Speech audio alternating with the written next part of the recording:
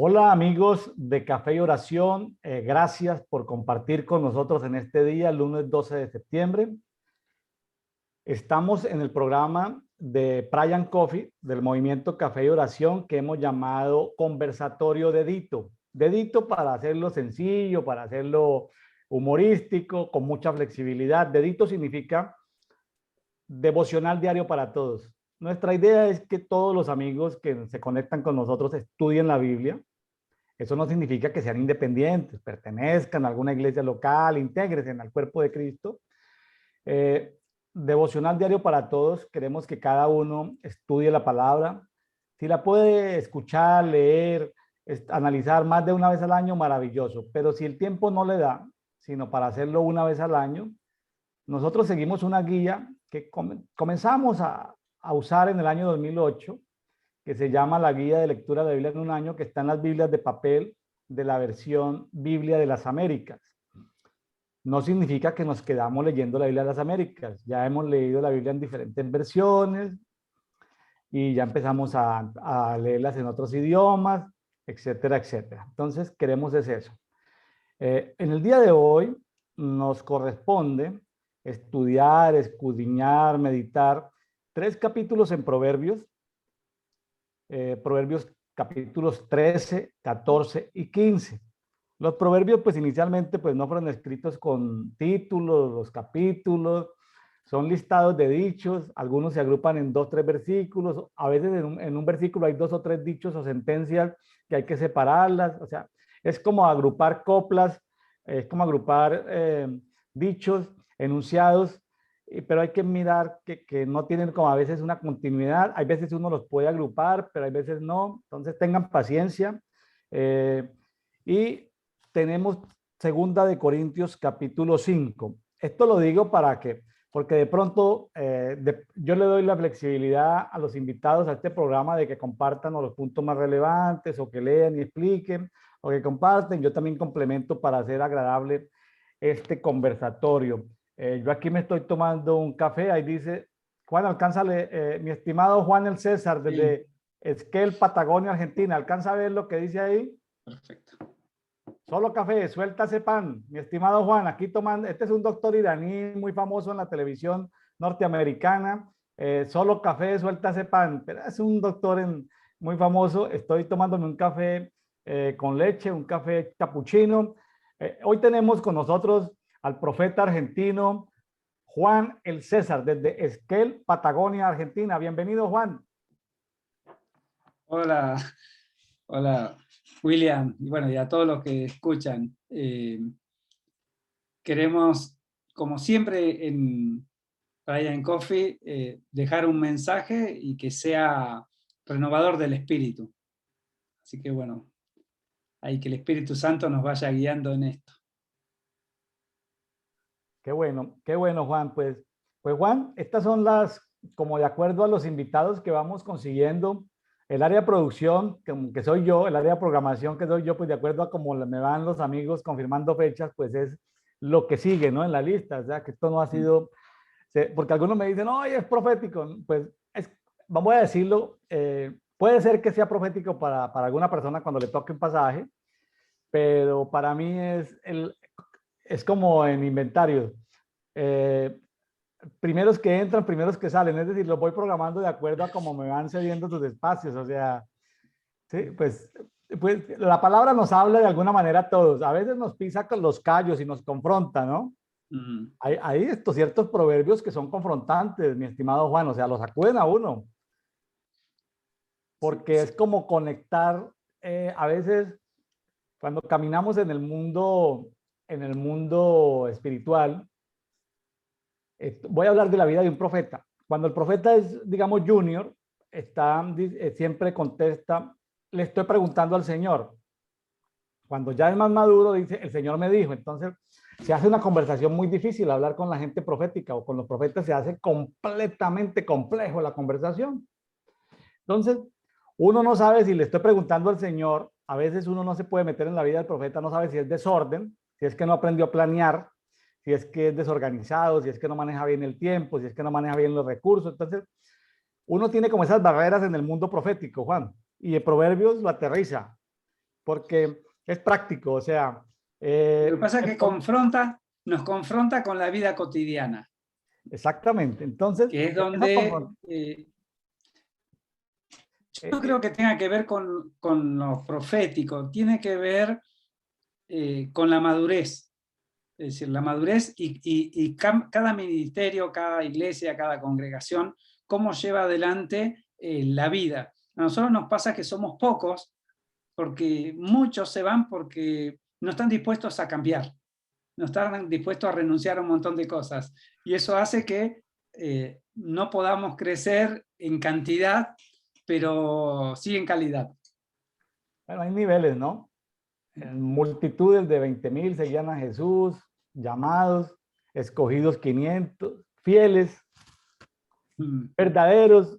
Esa escalerita, esos cuatro pisos, Sí. cada vez sube menos gente al cuarto piso, ¿no? Para que seamos verdaderos, fieles y verdaderos. Bueno, pero sí, pero de todas maneras la palabra no está escrita solamente para los profetas, está escrita para todos los hijos para de Dios. todos, sí.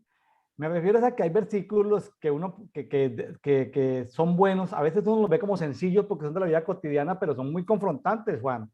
Porque a veces, por ejemplo, yo puedo tener los 5 mantos ministeriales, pero si no soy líder, pero si no tengo habilidades de líder, ¿quién me va a seguir? Yo puedo Sí, tener los 5 ministerios, pero si soy desordenado, pues sí, o sea, puedo con los 5 mantos arropar mi desorden, ¿sí? Y decir que estoy preguntándole al Señor. Entonces me puedo volver un perezoso. Es decir, yo creo que Proverbios es cada uno, no que alguien se lo predique, sino que cada uno se exponga la palabra, le pregunte al Espíritu Santo qué tiene que ver cada proverbio con él. Porque eso de examinarle la vida a otros, pues es una labor pastoral muy complicada, pero como aquí le estamos hablando a multitudes de personas que están en todo el mundo de habla hispana, mi sugerencia es decir, si tocamos un tema que te duele, no es personal. Si tocamos, o sea, no lo miremos tan suavemente. Lo que digo es que cada uno se exponga a la palabra y que el Espíritu Santo le hable a cada uno. El Espíritu Santo tiene un trabajo que hacer con cada uno. Bueno, como lo que Sí, aprendí en sí. estos proverbios. Voy a ir a Proverbio 14:1, porque para mí nosotros lo trabajamos mucho. Dice, toda mujer sabia edifica su casa, pero una necia la derrumba con sus propias manos. El hombre es responsable ante Dios de lo que pasa en su casa. Y este versículo parece que la mujer es la que edifica y no el hombre. La responsabilidad del hombre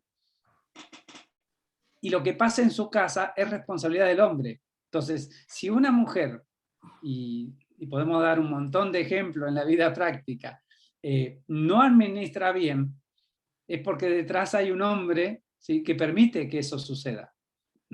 Entonces, la mujer, cuando algo falla en la casa y hay que ponerse a mirar, y no es necesariamente la mujer y no es necesariamente el hombre, son los dos, porque los dos son uno.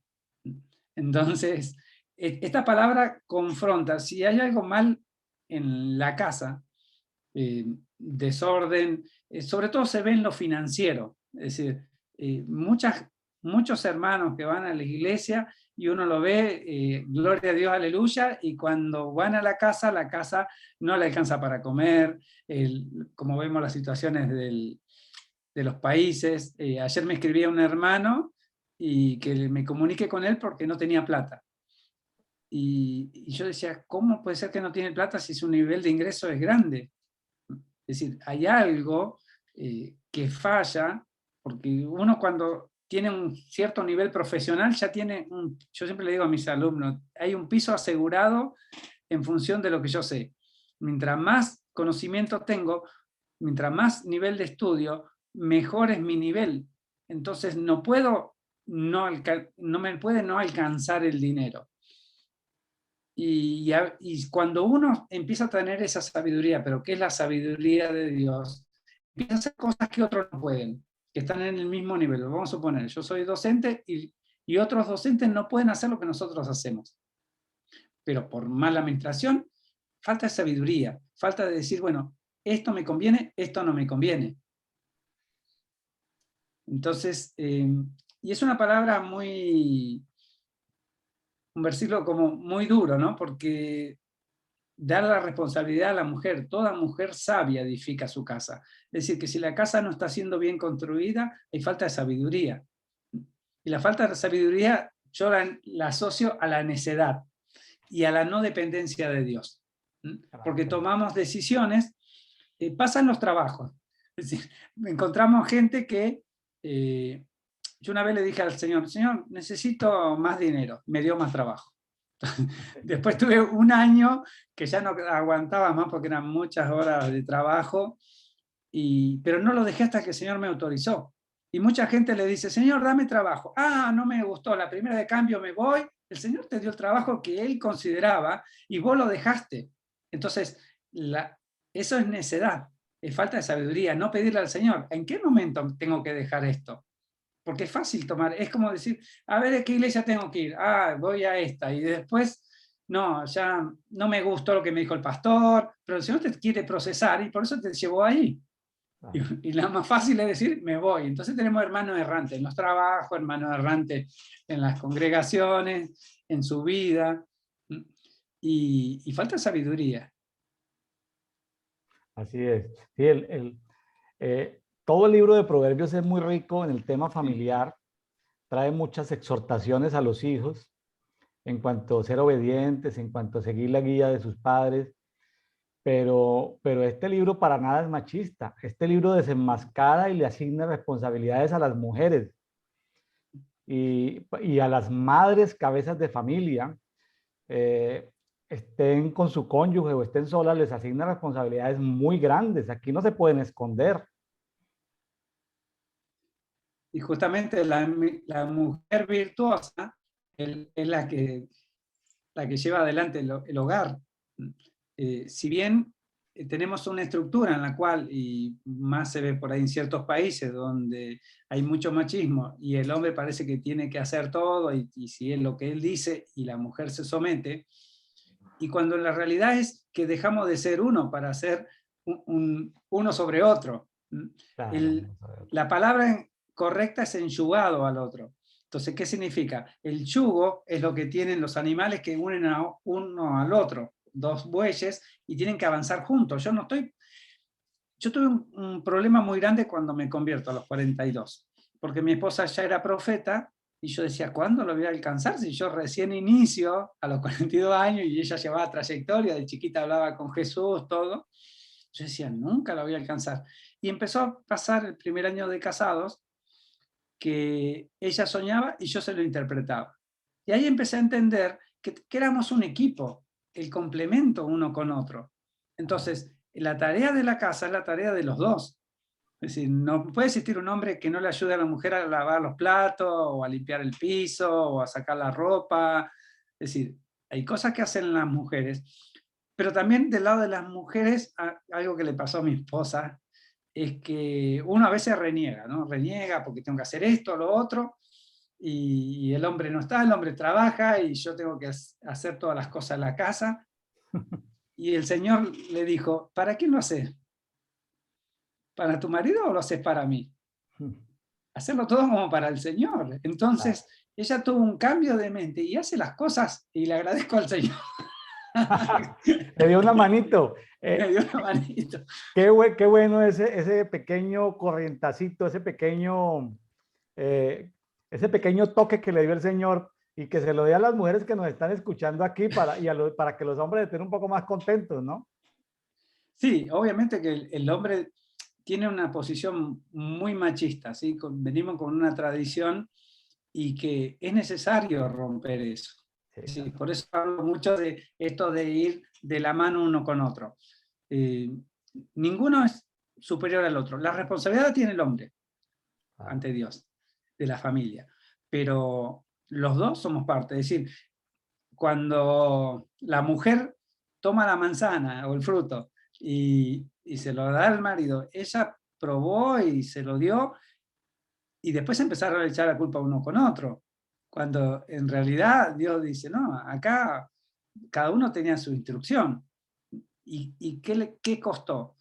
perder lo que el Señor nos había dado.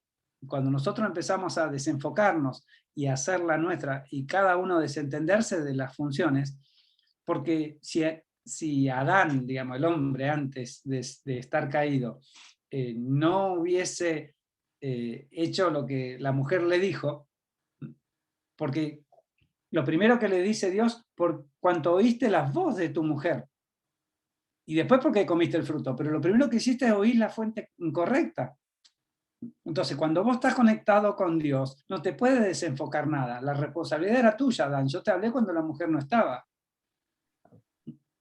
Entonces, los hombres no podemos hacernos desentendidos. Ministrando, me acuerdo una vez un pastor, él le echaba la culpa a la mujer. Y yo le recalcaba, no, mire, él es fruto de la semilla que usted puso. Todo lo que tiene ella es porque usted generó en tantos años de casado todo esto. Entonces no nos podemos sacar el lazo. Entonces hay una responsabilidad compartida. Claro. Demasiado complejo el tema del matrimonio, demasiado complejo porque es un misterio que tiene muchos niveles de profundidad. Bueno, y es algo que hay que ir haciendo escuela de tiempo en tiempo, ¿no? Tenemos que reactualizarnos de acuerdo al nivel donde estamos. Por eso se recomienda que las mujeres o los hombres más ancianos ayuden a las mujeres jóvenes o a los hombres jóvenes a poder caminar en ese camino que es el matrimonio. Sí, hablando de experiencias, nosotros, yo me convierto busqué a Dios después de muchos años. De chiquito era monaguillo y quería ser cura incluso. Pero tuve un problema en la Iglesia Católica y dije nunca más, hasta que tuve un problema grave y a los 42 dije voy a buscar a Dios. Y Dios se nos reveló a mi esposa y a mí con un mismo sueño, y a los 14 días ya estábamos, digamos, saliendo de novio y nos casamos a los 2 meses, porque entendimos que el Señor nos unió, que era una unión en el espíritu, que, es decir, nosotros no éramos quienes para jugar, nosotros obedecemos a Dios en forma incondicional. Y nos metimos en esta relación bueno, ya llevamos 18 años, pero los primeros 8 años fueron difíciles, porque eran pulirnos uno con otro y saber que si Dios te puso, tenés que bancarte todo y tenés que ir siendo modelado. Porque la ayuda idónea es ayuda idónea para todo, y entre eso para decirme, yo siempre lo comparo con un semáforo, ¿sí? Si la mujer te dice, rojo, acá no te metas, no te metas, porque ella recibe, son más susceptibles, nosotros somos más prácticos los hombres, ¿sí? Trabajamos en otro campo, entonces ellas reciben y te dicen, mira, me parece acá tenés cuidado, luz amarilla, y en esto no, anda tranquilo, luz verde. Pero si nosotros no escuchamos a ella como ayuda idónea, y nos vamos a equivocar, porque a veces Dios utiliza a nuestra esposa muchas veces para guiarnos. Es decir, no siempre va a venir la voz directa, a veces usa lo que tenemos más a mano, a veces un hijo, a veces otra persona. Entonces, yo creo que esto del trabajo en equipo y entender que somos complemento uno de otro es fundamental para la relación. Claro, yo le digo a mis hijos, y lo comparto aquí abiertamente, lo testifico abiertamente, yo le digo a mis hijos, mire, yo soy una generación de transición. Yo nací en una familia de 10 hijos, donde eran 5 mujeres y 5 hombres, y mi mamá, que al final de sus días fue pastora, pues mucho tiempo fue pastora, pero mi mamá le decía a las mujeres, hagan oficio, para eso es decir, entonces, a nosotros no nos dejaba a los hombres hacer oficio en la casa, que porque había muchas mujeres. Entonces, es decir, crecimos sin desarrollar habilidades en casa o colaborar en casa. Y yo le digo a mis hijos, cuando has sido formado tus primeros 18 años o 20 años en esa cultura, es muy difícil para ti deshacerte de esa cultura, porque no se han creado hábitos. Claro. ¿Sí? Y después de que yo me voy a la universidad y empiezo a ejercer como profesional y tengo muy buenos sueldos, muy buenos cargos, pues menos necesidad. Entonces, ya que para poner un bombillo, un foco, pues yo pagaba a quien lo hiciera, ¿no? O sea, entonces, mientras que mi esposa, pues ella desarrolló habilidades pues, en su casa, porque viene de un papá que tenía taller mecánico, entonces pues sabe de herramientas, entonces sabe de reparar lo que sea, lo puede reparar, ¿sí? Cualquier artefacto electrodoméstico o gasodoméstico lo puede reparar. Entonces, yo le digo a mis hijos, yo soy una persona en transición, pero ustedes no sean así con las que vayan a ser sus esposas, ustedes colaboren, ¿sí? Es decir, repartan el trabajo, considérenla. Pero yo a veces lo digo, Juan, con pesar de que a veces no soy testimonio para decir imíteme a mí, porque para mí ha sido doloroso, porque eh, yo tengo 56 años y yo vine a planchar por primera vez a una ropa cuando estaba por Colombia, hace como 2 años, yo por primera vez en mi vida, yo vine a planchar, es decir, yo me pasé 54 años en mi vida donde siempre tuve la ropa planchada, o en mi casa, o por donde viajaba, en los hoteles donde viajaba. Entonces he vivido una vida muy cómoda. Entonces, cuando uno ha tenido una vida muy cómoda, para uno, yo no hago de eso pues una tormenta, ¿no? De que, ay, pobrecito yo tener que planchar, me tocó aprender a planchar, pero no tuve una vida como para yo dar el ejemplo. Entonces yo les digo, no sigan mi modelo, es decir, aprendan ustedes a hacer las cosas, porque llega un momento donde así tengan esposas muy ingeniosas y muy hacendosas, pues ellas van a ejercer su trabajo, van a tener su profesión. Nada le quita a un hombre hacer de comer. Bueno, son buenos cocineros, mis varones son buenos cocineros. Eh, pero entonces no vieron nunca un padre modelo en la casa ayudando a hacer oficio, es decir, siempre me vieron ausente o muy cómodo, ¿no? Cuando yo estaba, pues no se comía en casa, sino se comían en restaurantes. Entonces, un padre muy cómodo. Entonces, les digo, estamos en una generación de cambio, pero sí siento el machismo, es decir, estoy en contra de todo abuso contra las mujeres, estoy en contra de todo machismo. Quisiera hacer un ejemplo, espero en los años que me restan de vida poder ir madurando en eso. Eh, en este momento yo soy el que lavo la loza. Cuando estoy con mi esposa solos, porque ya mis hijos trabajan en otro estado, yo lavo la loza. Es decir, ella lava, le digo, no, déjeme la lavar a mí. Entonces, de hecho, en el último día de la madre me dijeron mis hijos, ay, ¿qué le regalamos a mi mamá? Entonces yo les dije, regálenle un lavaplatos, claro, porque como el que lava los platos soy yo en este momento, pero no es que yo haya lavado la vida toda la vida, no es que yo haya lavado platos toda la vida, eso es de ahorita que estamos quedándonos solos, que nuestros hijos ya son mayores y migran a trabajar a otras ciudades. Entonces, es una nueva experiencia que estoy disfrutando, Juan, lavando platos. ¿Cómo te parece? Sí, ahí, digamos, nosotros que lavamos platos nos turnamos entre todos en la casa. El que cocina no lava y yo por lo general no cocino porque cocino muy mal. Le hago rejunte de lo que venga, entonces tratan de que yo no cocine. Pero mira, había una palabra ahí en Proverbio 14:12, dice, puede haber un camino que parezca recto al hombre, pero al final son caminos de la profundidad del Seol. Muchas veces parece que nuestros planes, la forma de vivir son los correctos, pero no nos dejamos ministrar, no nos dejamos guiar, no queremos cambiar. Y es justamente con esto que decía, la comodidad. A veces también hay algo, ¿no? Estamos los que hacemos de todo un poco.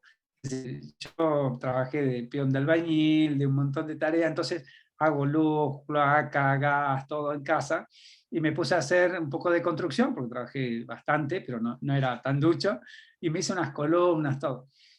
Y muchos metros de piso, hago cerámico, de armar el baño, todo, pero una vez el Señor nos habló y dijo, no, si yo tengo gente que las capacito para eso, a vos te di tal trabajo, vos vivís de eso, dale de comer a otro.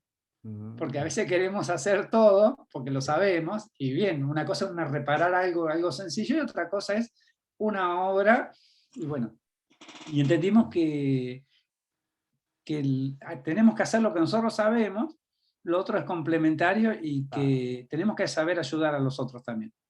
Claro, es una conciencia social de, bueno, redistribución del ingreso, redistribución de la riqueza, es decir, que el disponible monetario circule. Claro. Es una manera para bendecir a otras personas, Sí, es. Bueno, vamos a ir viendo algunos versículos. Sí, adelante. Dice, bueno, el insensato está lleno de sus propios caminos. Proverbios 14:14. Más un buen hombre con sus pensamientos. Estoy leyendo de la versión israelita mesiánica.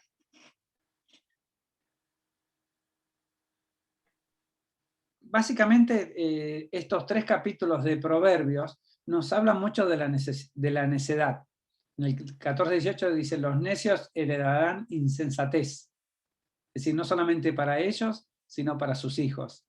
Mas los prudentes se agarrarán al entendimiento.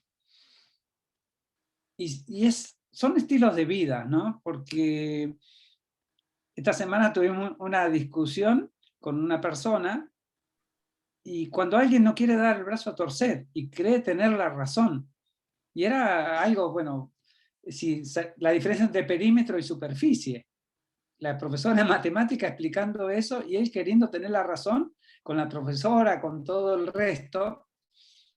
Y esa necedad a veces nos lleva a cometer errores porque a la larga se paga. Yo le decía, vos no podés hacer el cálculo de perímetros para cuando tenés que calcular la superficie como pintor, porque es un pintor, le digo, porque el perímetro te da 22 y la superficie te da 30. En vez de cobrar 30, está cobrando 22.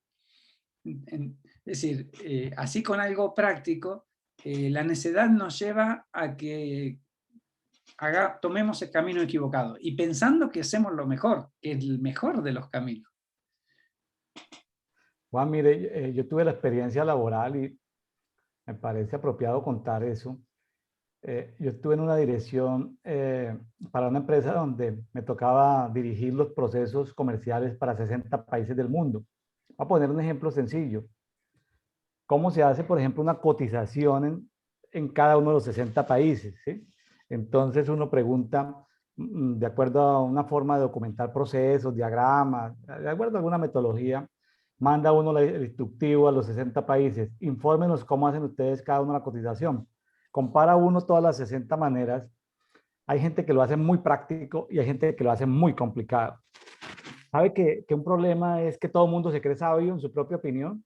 Es que aquí en Filipinas lo hacemos así, es que aquí en Venezuela lo hacemos así, es que y no es cierto. Es decir, esa es una mentira que se cree cada experto. O sea, se da uno cuenta que los expertos no son expertos. Finalmente, cuando uno ve todos los 60 diagramas y uno dice, esto no tiene sentido, esto sí, esto sí, encuentra uno que hay gente muy práctica pero hay gente muy conflictiva, ¿sí? Hay culturas demasiado conflictivas donde se necesitan muchos supervisores, muchos autorizadores, porque los procesos pueden fallar en cualquier momento, ¿sí? Qué cosa tan impresionante. Ahí es donde se da uno cuenta que ningún experto es experto, ningún sabio es sabio. Es decir, siempre hay una manera diferente de hacer las cosas. Entonces, cuando uno, claro, empezando por uno que tiene que escoger el procedimiento que va a hacer, porque a partir de la fecha sí va a ser a nivel mundial, uno tiene que saber qué es rígido y qué es flexible, y son decisiones que pueden ser muy buenas o muy malas. Te cuento que si uno no llega a ver ni siquiera, si uno llega con una premisa o una forma de pensar ya preconcebida para analizar 60 procesos, ya uno entró mal al proceso, porque uno tiene que entrar con la capacidad de que lo sorprendan los procesos, de masticarlos, de Colaboren todos. procesarlos. Y finalmente escoge uno, y hay culturas muy prácticas y hay culturas muy complicadas. Entonces, los expertos no son los expertos, los sabios no son los sabios, todo el mundo se cree sabio en su propia opinión. La verdad es que siempre hay una manera diferente y mejor de hacer las cosas. ¿Cómo te parece esa, Juan? Sí, y me venía esto, ¿no? El tema de los jóvenes. Los jóvenes dicen, no, vos sabés Word, sí, sé Word. Y cuando empiezan a hacer los trabajos, no, pero tenés que justificar, tenés que hacer esto, salto de página, cosas por ahí sencillas y no las saben. Entonces, lo mismo pasa con la tecnología. Hice un curso, bueno, que terminó esta semana pasada, de asesor en comercio electrónico. Y claro, era un común denominador pensar que sabemos, pensar que tenemos la justa. y ver que siempre hay nuevo, siempre está variando, siempre es fluctuante. Entonces tengo que tener la cabeza abierta, de este tomar algo, del otro tomar algo, a ver qué me sirve para mí. Y es así, es decir, en el mundo también cristiano, tenemos que abrir la cabeza, porque tenemos el modelito que funcionó por ahí muy tradicional, donde te dan un librito donde están ya lo que vas a cantar, lo que vas a decir. Hay iglesias que tienen todo la prédica del año completo, este día me toca esto y no me puedo salir. Y yo creo que Dios está rompiendo eso. Ya con la pandemia empezó a desbaratar todo el sistema y está haciendo que ya no sea la denominación. ¿Por qué un pastor deja una denominación y se va a otra, o busca una cobertura, o busca un apóstol? Va cambiando. Porque Dios está irrumpiendo en la misma iglesia para darle la forma.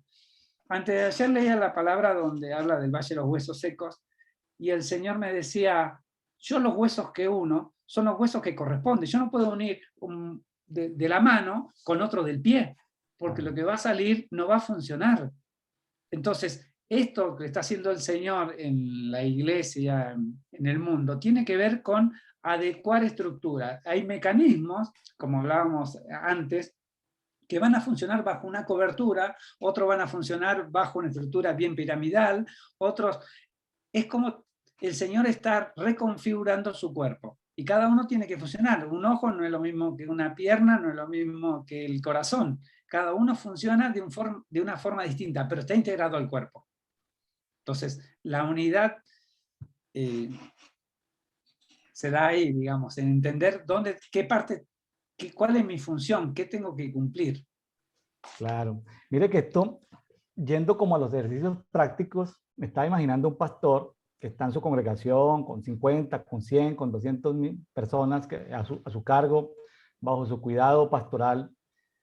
Y llega diciembre, entonces dicen, hay que pintar, ¿no? Porque la pintura, la humedad ha dañado la pared. Entonces hay que pintar nuevamente, recubrir con pintura una pared. Y llega el momento, puede ser muy profético que el Señor diga, píntenla de tal color, porque el Señor quiere un color, pero si no hay algo profético ni ninguna instrucción de parte del Señor, es algo que a veces no puede ser del capricho, hay que integrar a la comunidad en el sentido como de ser participativos. O sea, a veces veo como mucho control en las cosas. No, que el color que diga el pastor, el bombillo que diga el pastor, la marca que diga el pastor. Entonces, miren, nosotros servimos al pueblo porque Dios nos puso ese rol, pero para guiarlos, pero hay un límite muy peligroso en el control. O sea, pensando como en los pequeños detalles que si no son proféticos, si el Señor te dice un elemento profético, pues hazle caso, pero si no es un elemento profético, si no es una marca de jabón para lavarse las manos, qué sé yo, una cosa como intrascendente, pues digo, si el Señor dice el jabón es importante porque voy a enseñarles que tenemos que lavarnos o limpiarnos y la iglesia va a entrar en un proceso de limpieza, pues no, pues es algo que hay que prestarle atención. Pero si es algo intrascendente, no es el énfasis que está haciendo, no es como la verdad presente que el Espíritu Santo quiere resaltar. ¿Para qué terquear en una marca de jabón, en un color de jabón? O sea, tenemos que estar muy atentos, y ahí es donde aparece lo profético para los pastores, es decir, busque lo profético, trabaje en lo profético, deje que se desarrolle lo profético, porque hay cosas que se requieren, sí, la guía del Espíritu Santo. Hay detalles tan pequeños en la vida práctica que sí necesitamos la guía del Espíritu Santo. Entonces, Juan, ¿cómo hacer, tú que eres profeta y eres pastor, cómo balancear lo complejo con lo pequeño desde lo profético? Como decías vos recién, hay cosas que son sencillas y que yo no necesito decir todos los días tengo que hacer la comida. Es decir, hay cosas que son rutinarias, y tal vez si el Señor me da la instrucción, ahí acciono. Es decir, yo estoy comprando en el supermercado, que me pasó muchas veces, yo voy a comprar, pero el Señor me dice, mira, ofrendale toda la comida a este, o pagarle la factura. Ahí acciono, porque recibo, pero me muevo en lo cotidiano. Es decir, no estoy esperando, a ver, Señor, a este le tengo que pagar o al otro le tengo que pagar. No. Un día mi esposa sale de comprar 5 porciones de pollo, digamos, 5 piezas, y el Señor le dice, anda, dale una a esa señora que cruza allá enfrente. Fue mi esposa y le dio una. Y la señora se puso a llorar, porque ella decía, yo le estaba pidiendo una porción al Señor. Entonces a veces, nosotros no, le tendría que dar las 5. ¿Por qué tenés que darle los 5? Entonces, somos de influencia cuando nos dejamos guiar. Mientras tanto, hagamos nuestra vida. Es decir, nosotros que estamos en guerra espiritual, yo no ando queriendo buscar la guerra en todos lados. El Señor me va orientando y decir, bueno, anda esto, porque si yo quiero hacer la guerra en todos lados, voy a salir cacheteado. Mire, Juan, me hizo acordar de un testimonio muy bonito que me pasó en la ciudad de Medellín. ¿Cómo te parece que yo necesitaba $7,000? Pero yo eso no se lo comenté ni a los pastores asociados, sino que yo tenía la necesidad necesitaba esos $7,000. Y yo me puse a orar y a pedírselos al Señor. Entonces el Señor de madrugada me dijo, te va a llamar tal pastor, es un pastor amigo de otra red apostólica, de otra denominación, simplemente conocidos. Te va a llamar ese pastor y te va a entregar antes del mediodía los $7,000. Bueno, glorias. El Señor me lo mostró en la mañana. Estaba yo tranquilo, cuando desayunando, cuando me llama el pastor. Me dice, Pastor William, es que tengo un regalo para hacerte. Yo, sí, qué bueno. Dijo, no, déjame que, yo le estoy, es decir, déjame que tengo que hacer una vuelta y yo te llamo. Bueno, yo no sabía qué estaba haciendo él. A él el Señor lo levantó en la madrugada. ¿Sí? Él está pidiendo al Señor un dinero. Él está pidiendo al Señor $1,000. Pero él se levantó temprano y el Señor le dijo a él, alguien te va a llamar, una persona te va a llamar, una empresaria conocida te va a llamar y te va a dar un dinero, pero ese dinero no lo vas a tocar. Ese dinero va a ser todo para el pastor William. No lo vas a tocar. Entonces él se fue, lo llamó a la empresaria, vente que tengo aquí algo para darte, pastor. Él se fue, ¿sí? Él se fue y ella le entregó $7,000. Él solamente está pidiendo 1,000. Él pensó para él, saco los 1,000 y le doy 6,000 al pastor William, pero el Señor le había dicho, no toques nada, todo el para el pastor William. Entonces nos encontramos en un sitio, entonces yo le había pedido al Señor 6,000, él le había pedido 1,000. El Señor movió sus fichas, ¿sí? Entonces yo llego y él me entrega los $7,000. Me dice, pues hice esto, yo hice esto, no me contó que él necesitaba los 1,000. Entonces yo conté los 7,000 y yo dije, pero yo no necesito sino 6,000, pensé yo para mí. Entonces saqué 1,000 y le dije, pastor, yo la verdad le estaba pidiendo al Señor solamente 6,000. El Señor me está bendiciendo, entregándome estos 7,000. Yo te quiero devolver estos 1,000.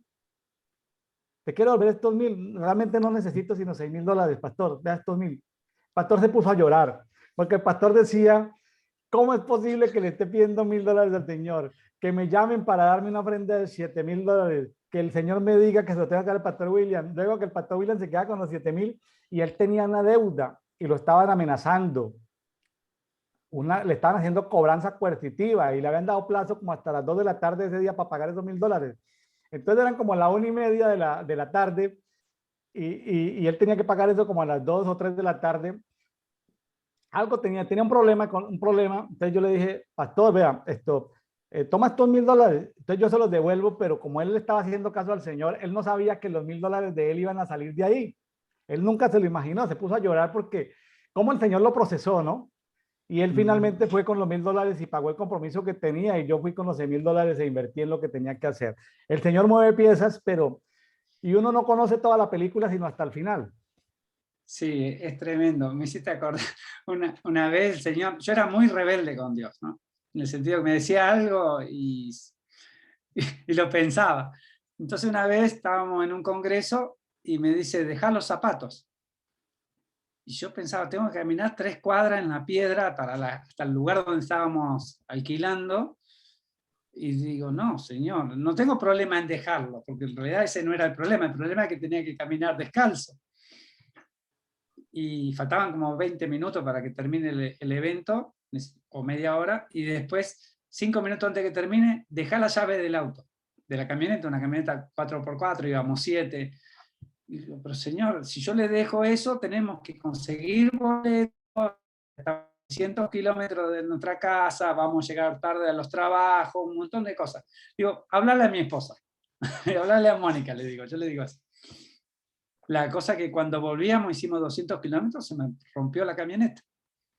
Pude meter la cuarta y solamente en cuarta. No podía parar el motor, nada, solamente en cuarta. Llegamos acá y el mecánico no se explica cómo pudimos volver. Y fui a agarrar la otra camioneta que tenía un motorhome y la había hecho motor a nuevo. La cosa que me dice el bombista, no, anda, tráeme un filtro porque no tiene nada. Se me dispara el motor, se me funde la camioneta. Las dos camionetas rotas. Y hasta pasaron 20 días, el señor, hablale a Mónica, hablale a Mónica. El señor me había hablado a mí. Y a los 20 días le digo a mi esposa, vos sabés que el señor me dijo esto, ¿y por qué no lo hiciste? Porque no tenemos problema en ofrendar, de hecho la terminamos ofrendando la camioneta, pero pasan esas cosas donde a veces uno se pone en la mente a querer analizar, a querer ver desde lo material, y el Señor te sorprende si vos respondés como Él te dijo. Justo había una palabra, voy a ver si la encuentro acá.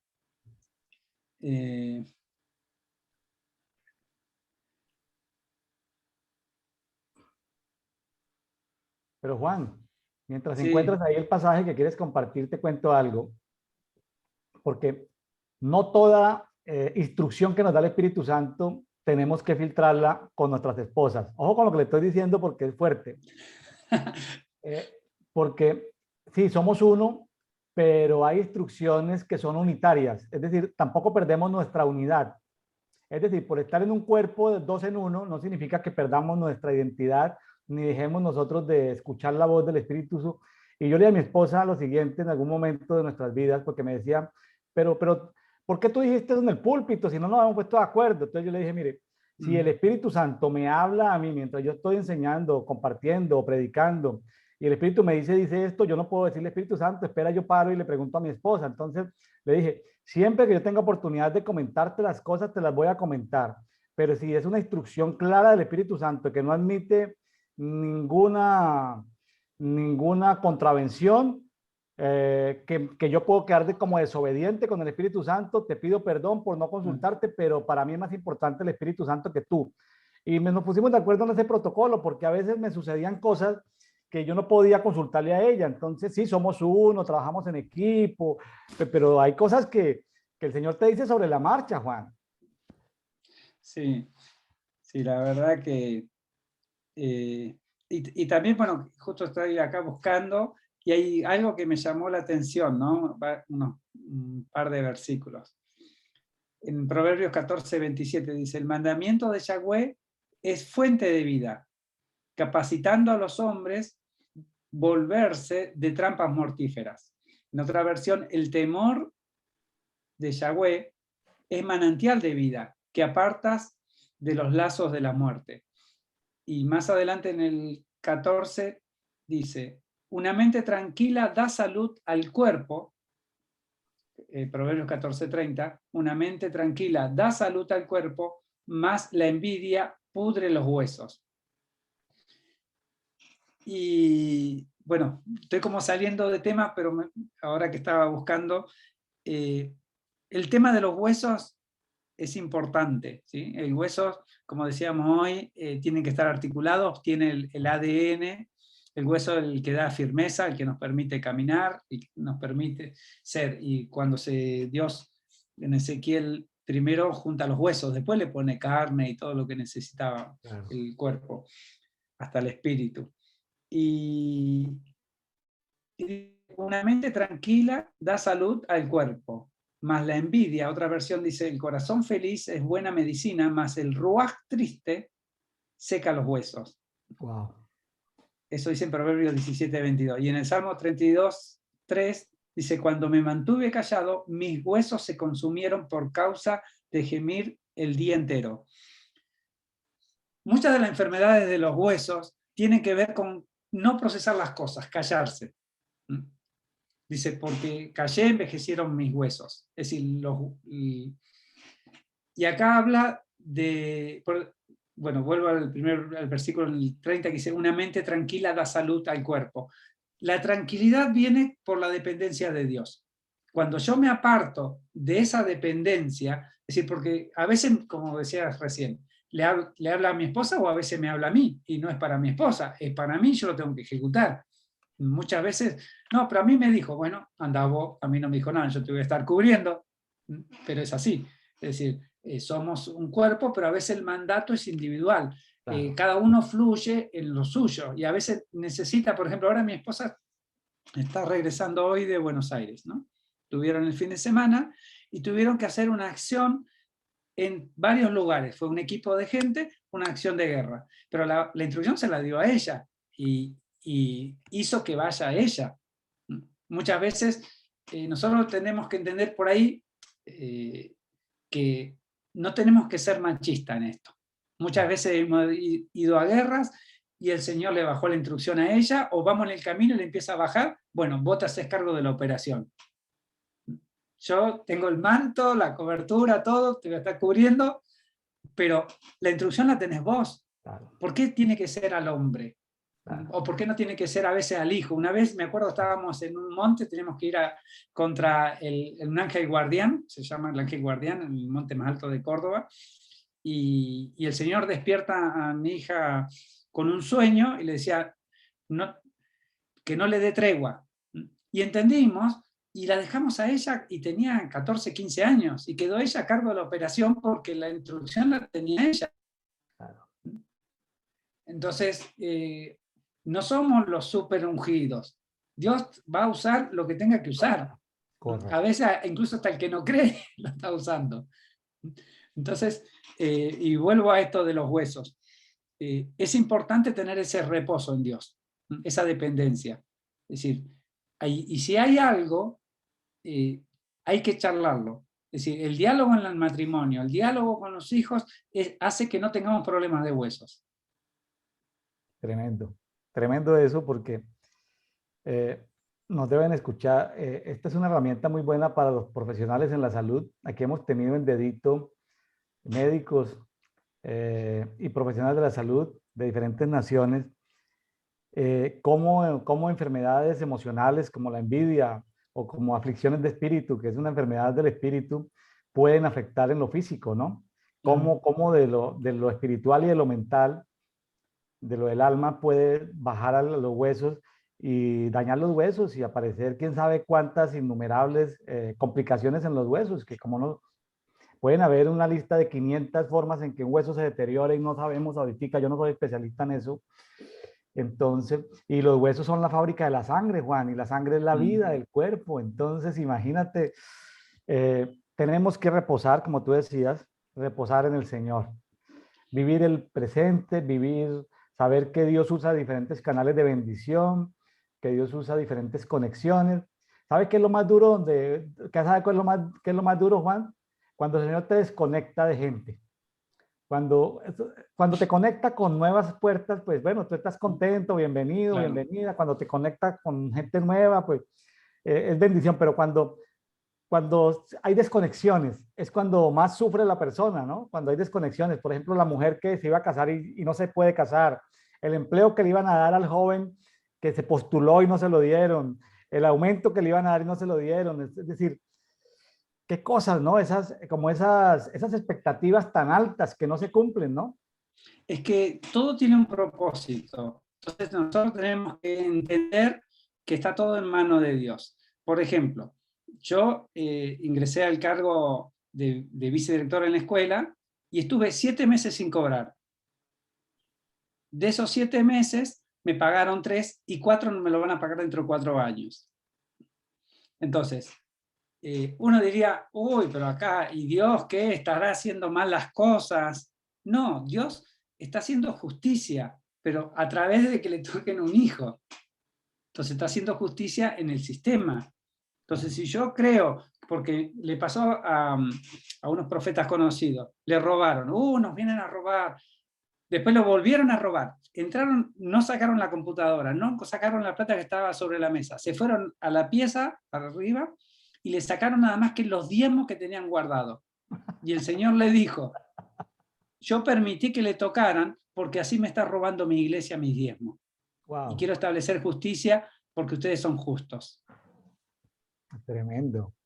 El Señor es experto en permitir cosas para traer enseñanzas. Claro. Y después, cuando le robaron, después por tercera vez, dice, no, acá ustedes están orando mal, porque los culpables no son los pobres que le vienen a robar, porque uno se enoja porque le viene a robar a alguien, sino los ricos que no están distribuyendo. Tremendo. Entonces, a veces las circunstancias hacen que nosotros miremos con nuestros ojos naturales, tenemos que ser sabios, empezar a ver desde lo espiritual todo esto. Claro, así es. Qué tremendo.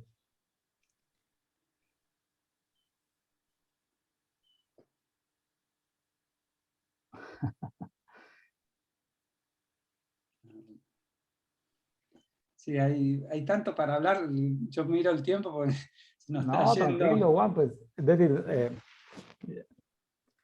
lo que puedas compartir con toda confianza, con toda flexibilidad. Sí, en esto que hablábamos recién de los huesos, en Proverbios 15:26 dice, el Señor aborrece los planes perversos y le agradan las palabras sinceras. Proverbios 15:26. El Señor aborrece los planes perversos y le agradan las palabras sinceras. Y en el 15:30, mirada radiante alegra el corazón. Buena noticia fortalece los huesos. Qué impresionante, otra vez hablando de los huesos, ¿no? Tiene que ver con cómo me paro yo frente a las circunstancias, esto. Si nosotros nos paramos viendo lo negativo, no estamos mirando como el Señor ve las cosas. Por ejemplo, yo me acuerdo que con mi hijo yo renegaba mucho, con Lucas, porque no estudiaba, le costaba un montón. Y un día el Señor me dice, ¿por qué no lo ves como yo lo veo?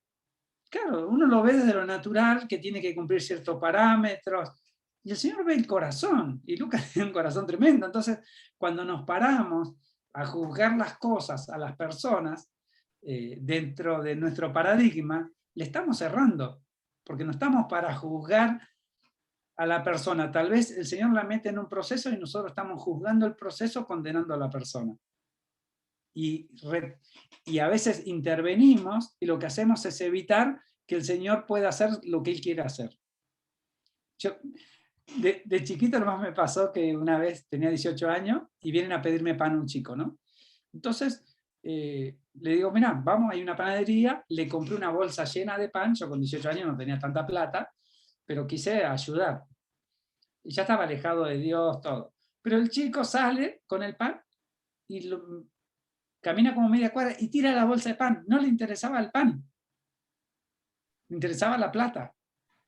Entonces yo ahí aprendí que dije, no, Dios ahora sé que me da los recursos para que yo sea sabio cómo lo administro. Entonces no le voy a dar la plata a cualquiera que viene pidiendo en casa. Le digo, a ver, Señor, ¿le tengo que dar o no le tengo que dar? Si no, el enemigo te viene a robar y si no sos buen administrador en lo poco, en lo mucho no te pondrá. Entonces, se trata de vivir la vida entendiendo los principios de Dios. Y no cuestionar, sino de reposar, como decía la palabra. El reposo es fundamental. Es decir, nos pueden pasar un montón de cosas. Un día me llama mi hija que estaba en Nueva Zelanda trabajando y me dice que tuvo un accidente, mi hijo mayor, que no vive con nosotros, y que murió. Imagínense recibir un mensaje así. Y yo me quedé con paz porque dije, no tendrás temor de malas noticias. Si no tendrás temor de malas noticias, yo no acepto esa noticia. Resulta que tuvo un accidente, su mejor amigo, y murieron 5 personas, pero 3 no eran de acá, y siempre andaban mis 2 hijos con él. Pero ese día no anduvieron. Y vienen las noticias malas y nosotros empezamos a analizar desde lo racional.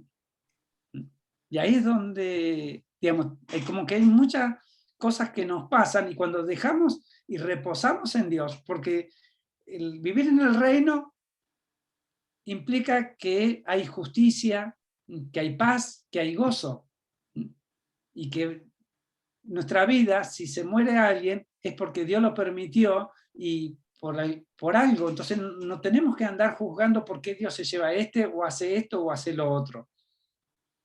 Es decir, ¿dónde nos paramos? Entonces empezamos a analizar todo, racionalizamos.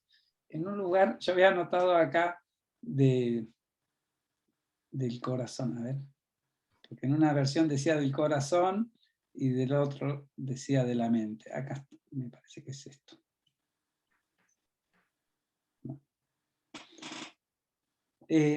Algo interesante.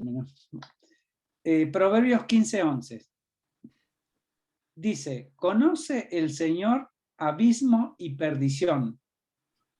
¿Cuánto más la mente humana? Esa es en la versión israelita.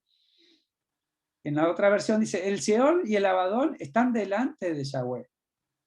¿Cuánto más los corazones de los hijos del hombre? Es decir, que Dios conoce todo. Y dice, en una versión habla de la mente humana y en otra versión de los corazones. Lo busqué en el original y dice los corazones, liba. ¿Pero de quién? De los hijos del hombre. La palabra hombre es Adán, es decir, que tiene que ver con la tierra, con el hombre caído. Y está hablando de los hijos, pero la palabra hijos acá es ben, que es los constructores. Es decir, que Dios conoce todo, pero Él se está fijando en determinados hijos de hombre. Aquellos que van a ser edificadores de familia. La palabra ben es un edificador de familia. Entonces, cuando Dios empieza a analizar, analiza el corazón. ¿Y cuál va a ser mi propósito y cómo me camino ahí? A ver, hay otra palabra interesante, la voy a buscar, perdón, que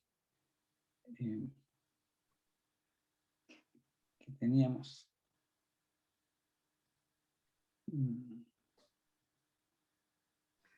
Bueno, amigos de Café y Oración, ustedes en sus casas con tiempo estudiarán con calma, entiendan que esto no es un programa académico, teológico, estos son conversatorios de dos amigos que a través del internet se sientan a conversar sobre un pasaje. El tiempo no da para hablar de todos los proverbios, simplemente los que le llamaron la atención o que son más relevantes o que el Espíritu le habló a nuestro invitado del día de hoy, Juan el César, desde Esquel, provincia de la Patagonia, al sur de Argentina. Entonces, es algo complementario que nos ayuda, que nos enriquece, que construye a cada uno de nosotros. Entonces, es su responsabilidad, mis estimados oyentes y amigos, escudriñar cada uno de los pasajes que allí aparecen en la palabra. Adelante, Juan. Bueno, pasa que leí tanto, por ahí no estaban justamente acá en estos versículos. Otro aspecto, bueno, voy a resaltar un aspecto, porque venimos hablando de la necesidad de estar dependiente de Dios en todo, ¿no? Que esa es como la clave. Hago mis cosas rutinarias, pero en algún momento Dios me está hablando y me dice, hace esto. Y ahí es donde tenemos que estar atentos y pronto a hacerlo. Y del modo que Él quiere.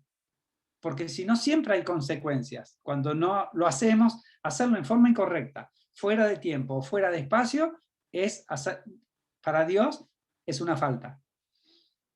Y quería ir a, bueno, que veamos un poco de 2 de Corintios 5.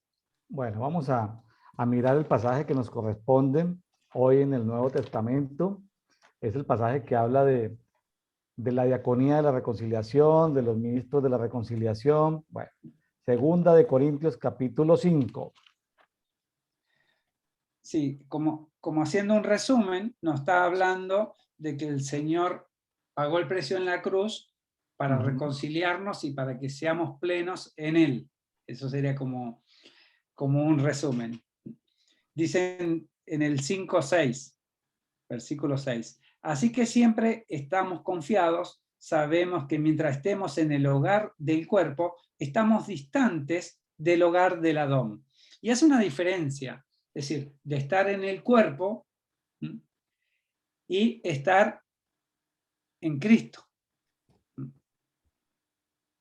Y nos pasa que muchas veces estamos en el cuerpo. Estamos en el cuerpo pensando con la mente y racionalizando, pensando con el corazón en los sentimientos.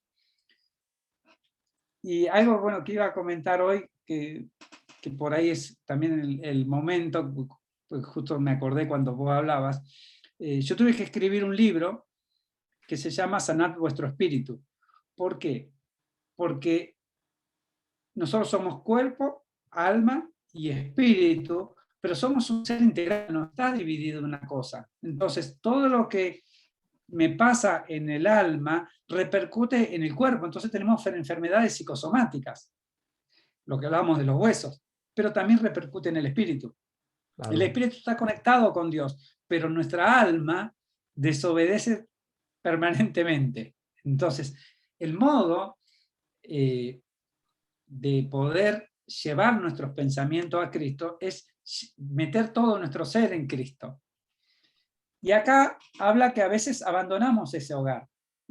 La palabra usada para que estamos distantes, o en otra versión dice estamos ausentes, la palabra es ekdemeo, del griego Strong 1553, y que significa emigrar, dejar vacante. Es decir, que nosotros mismos dejamos vacante la posibilidad de estar en el cielo viviendo. Me pasó algo interesante. Bueno, yo tuve varias experiencias, ¿no? de poder ver y acceder a lugares celestiales. Y una vez empecé a ver un lugar, tenemos que tener como premisa que si el Señor nos abre una puerta, esa puerta está abierta. Si lo hace a través de un sueño y veo algo, ese lugar es un lugar que después puedo volver a acceder. Y estábamos en una reunión y yo empecé a ver ese lugar celestial y yo quería que todos suban. Entonces, por querer que todos vivan lo mismo, terminé bajándome y no pudiendo yo ir a gozar ese lugar, que es una habitación donde está Jesús, ¿no? El tema es que dejamos vacío, dejamos vacante, como dice esta palabra, es decir, la palabra ekdemeo, también es renunciar. Qué importante, ¿no? Renunciar a estar en esa condición para venir acá por una cuestión mental para que todos los demás accedan a lo mismo. Y ahí entendí que me perdía la posibilidad de estar yo, tal vez por el corazón de uno decir, bueno, quiero que todos avancemos, ¿sí? Pero el Señor quería que esté. Y yo me perdí el lugar. Dejé ese hogar celestial para venir acá a enredarme con mi mente en el corazón, en los lugares naturales. Y son momentos que el Señor nos permite. Entonces tenemos esa posibilidad de acceder a esos lugares o dejarlos. Y es a través de Cristo. Y dice en el versículo siguiente, porque vivimos con confianza, fe, pistis, no por lo que vemos, por la vista, o no por vista. La palabra vista tiene que ver con, no solo con lo ver, sino con las formas y las apariencias, porque hay algo que es verdadero, pero a veces nos sujetamos de lo relativo, de lo que parece real, pero no es real. Entonces vemos que una persona está enferma y nuestros ojos dicen está enferma y no se va a sanar o se va a morir. Porque no buscamos la verdad en el cielo. Entonces, nuestra fe se ve disminuida por nuestra alma. Es decir, nuestra alma es la que... Y es tremendo, porque otra vez pensaba, ¿no? Moisés subió al cielo, vio el tabernáculo, vivió cosas tremendas, y se enredó con cosas del mundo y no le permitieron entrar. Hay muchos que no permitieron, que no vivieron lo que tenían que vivir porque se enredaron con cuestiones naturales. El Señor le dijo, vos vas a hacer esto. Y dudaron. Pero si el Señor lo dijo, Está la certeza, porque lo dijo, entonces te da una palabra y después vos te quedás ahí y cuando las circunstancias hacen que esa palabra quede trunca, porque vos dejaste de creer en eso que el Señor te dijo, o lo dejaste por menos, o tal vez será, o algo habré hecho. Siempre empezamos a conjeturar sobre la palabra del Señor. Entonces, la fe no tiene que ser, digamos, si bien la definición es como una certeza, la fe se hace real cuando yo estoy en el cielo. Porque el Señor, Jesús decía, yo lo que veo hacer a mi Padre, eso hago. Significa que él estaba conectado. Cuando uno empieza a ver el cielo y empieza a ver las cosas del cielo, lo que hace es jalar esos diseños. Claro. Entonces, lo que empiezo a vivir es la realidad que dice el cielo, independientemente de lo que ve mi vista. Una definición de eidos, que es la palabra para vista, es aspecto o forma. Estamos acostumbrados y tenemos que romper el molde. El molde es esta forma y así tiene que ser. En la reunión parece que la relación con Dios tiene que ser así. ¿Y quién dijo que la relación con Dios tiene que ser así porque le resultó a uno y para mí porque tiene que ser otra? Es decir, yo no pretendo la relación que Dios tiene con mi esposa que la que tiene conmigo. Son distintas. Ella funciona en una línea de un modo y conmigo trabaja de otro. Entonces, qué sé yo, por decir algo, ella funciona bien como profeta, entonces recibe algo y lo dice. Yo funciono más en lo apostólico, recibo una instrucción e ir a instaurarlo. Entonces yo no puedo pretender ser igual al otro. Claro. Y ahí es donde tengo que, decíamos, es decir, no me tengo que mover. Una definición de fe tiene que ver con el diseño arquitectónico revelado. Esa es una de las definiciones. Es decir, que hay un diseño en el cielo que se me revela. Cuando yo tomo ese diseño, lo que hago es traerlo acá a la tierra. Si el Señor me reveló algo, es porque esa es la verdad. Entonces, diseño de enfermedad es lo que Dios dice en el cielo. Porque tal vez esa persona se tiene que ir, tal vez su propósito es que esté enferma. Miren, me pasó mucho con gente discapacitada. Entonces, y uno dice, y está discapacitado. Y el Señor me mostró como un chico, era tremendo guerrero en el espíritu. Si hubiese estado normal, no hubiese podido hacer lo que hacía. Entonces, y nosotros miramos lo físico y decimos, no, mirá, pobrecito, nos compadecemos. Y él está peleando lo que nosotros no podemos. Y se lleva la enfermedad encima que nosotros no tendríamos que llevar. Claro. A veces hay cosas que funcionan, pero tienen un nivel de influencia, ¿no? Los amigos que nos están escuchando. Es bueno tener optimismo, pero el optimismo puede ser su conjunto de la fe, pero puede no ser fe. O tener esperanza, tener buenos deseos, pero no necesario. Y puede ser su conjunto de la fe, pero puede que esté por fuera de la fe. O puede ser el efecto placebo, ¿no? Te va a ir bien si tomas esto, pero puede ser porque se mueven cuestiones energéticas en el cuerpo, cuánticas que funcionan por una disposición al ambiente cuánticamente y funcionan. Pero me gusta mucho esa definición que Juan ha dado de la fe, el diseño arquitectónico revelado, porque ahí no hay donde perdernos. Y no hay donde perdernos entre fe y optimismo, fe y esperanza, fe y tener un buen ambiente. Es decir, ahí no hay donde perdernos. En ese ambiente de la fe, en ese ambiente que es ahí donde estamos, tenemos la verdadera habitación celestial, donde estamos cubiertos. Porque esto que vemos acá, esto es un cascarón, es un traje espacial, ¿no? Juan tiene un traje espacial ahí doble, ¿no? Tiene algo para el frío. Supongo que en la Patagonia hay algo de frío. ¿Sí? Y ahora debe estar haciendo 6 grados, 7 grados. 6, 7 grados. Y hablando de los huesos, pues los huesos empiezan a dolerme a mí después de los 2 grados de para abajo. Los huesos como que me empiezan a doler un poquito, las articulaciones. Entonces, Juan, estos 10 primeros versículos de 2 de Corintios 5 parecen sencillos, pero no son sencillos, Juan. Tienen una complejidad en el mundo espiritual. Sí, yo lo resumiría en algo, ¿no? En estar en Cristo. Todo el resumen es estar en Cristo.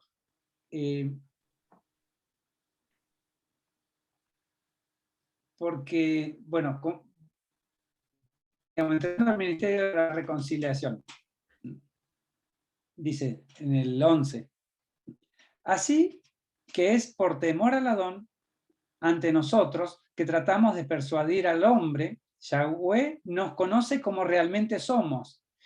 Y espero que ustedes en su conciencia conozcan también cómo realmente somos nosotros.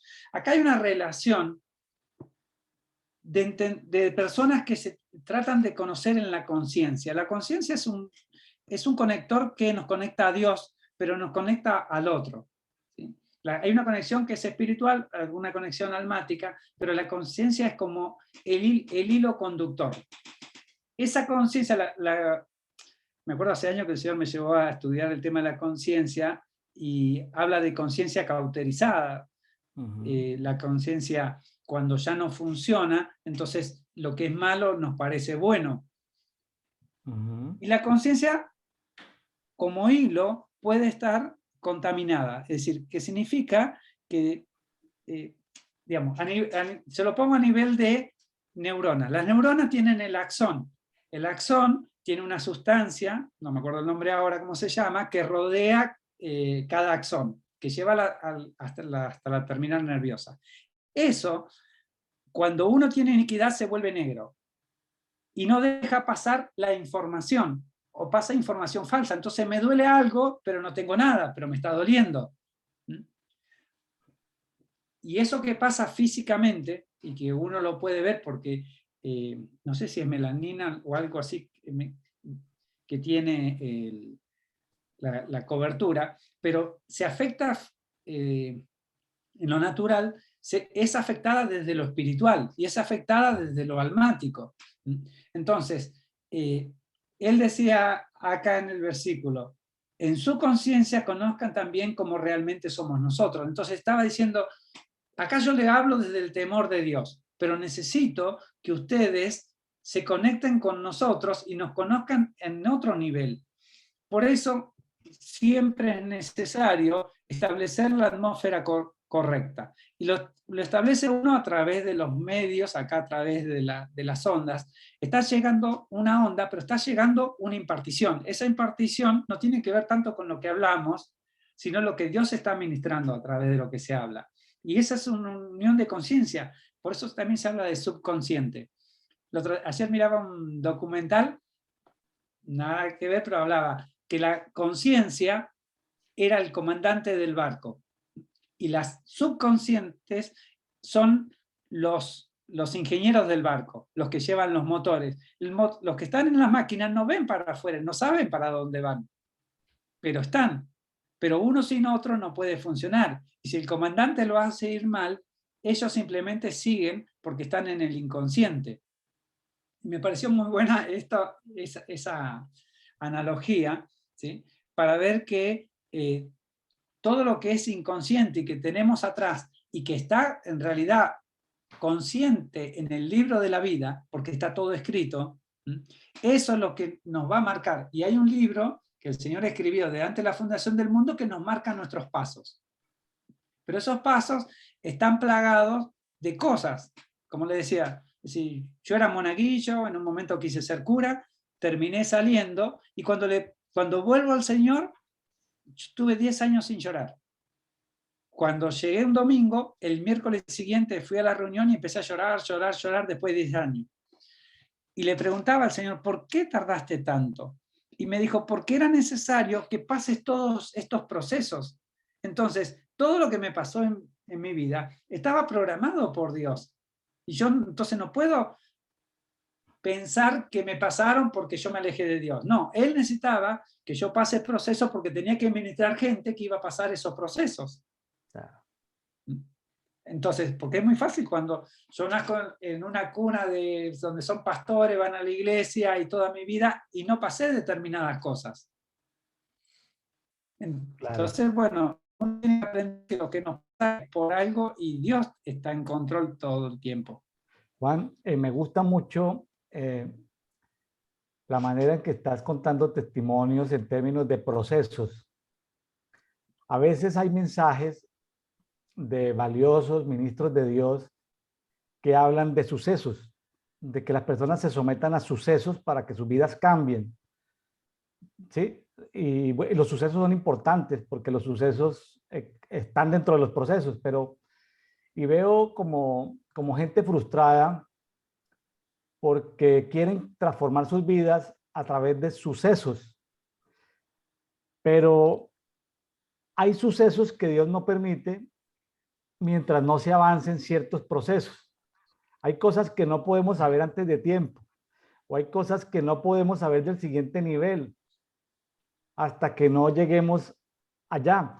Entonces, Juan, ¿por qué no nos ayudas a entender los sucesos que son bien importantes, pero también tener paciencia, así como Dios trabaja con los sucesos, eventos especiales donde nos sorprende, nos sale al encuentro, también cómo Dios trabaja con los procesos, cómo Dios complementa todo eso y sobre todo porque nos ayuda a que no haya ese estrés espiritual. Yo le llamo estrés espiritual. Cuando me dicen, pastor, es que llevo tanto tiempo en esto y yo necesito esto, pero son procesos. Claro. Entonces necesita que el tiempo, ¿y cuánto tiempo más? No lo sé, pregúntele al Señor. Es decir, la gente quiere sucesos, pero yo quiero que tú nos hables de sucesos y procesos. A ver, es decir, algo que nos puedas compartir en este momento. Digamos, los sucesos te marcan la vida. El tema es si vos estás dispuesto a hacer la transformación. Entonces, pasan cosas y que me meten en procesos o me mantienen en un proceso, ¿sí? No necesariamente me van a sacar o me van a meter en uno nuevo. Pero si yo no me dejo procesar, si no busco la fuente, porque todo se basa en buscar la fuente. Dios, ¿qué querés que aprenda de esto? Mientras más rápido aprenda, mire, cuando yo escribí el libro, entré en un proceso durísimo. Ya teníamos gente a cargo, ministrábamos, y llevaba 3, 4 años de convertido, y Dios me pone en un proceso a vivir lo que tenía que escribir. Entonces, yo tenía que escribir, y yo sabía que mientras más rápido escribía, más rápido pasaba el proceso, y mientras más rápido lo vivía. Y cómo una persona es llevada desde la tierra prometida al cautiverio. Como el rey empezó, hasta perdió la vista, cada detalle hace como yo me voy despegando, y yo llegué a decir, cuando estaba terminando el libro, Dios no existe. Imagínense, usted pastoreando algo y decir, Dios no existe. Tremendo. Le puedo asegurar que fue durísimo. Ahora, pero entendí que estaba en un proceso y que dependía de mí hacerlo rápido, porque hubiera dicho, bueno, no escribo más, listo, dejo todo. Y cuando uno entiende que está en el proceso, tiene que buscar arriba, decir, a ver, Señor, ¿qué? Porque el proceso, si reconozco que estoy en ese proceso y está Dios en el... Tengo que tener paz. Es decir, Dios no me va a apretar más de donde no puedo aguantar. Sí, puede ser económico, puede ser en salud, puede ser problemas de diferentes tipos. Entonces, y bueno, quería seguir avanzando un poco.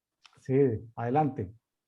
Bueno, dice que, bueno, obviamente Dios murió por cada uno de nosotros para que vivamos, y en el versículo 17 dice, de modo que si alguno está unido con el Mesías, creación renovada es. Lo viejo ha pasado, completen lo que ha venido, es fresco y nuevo.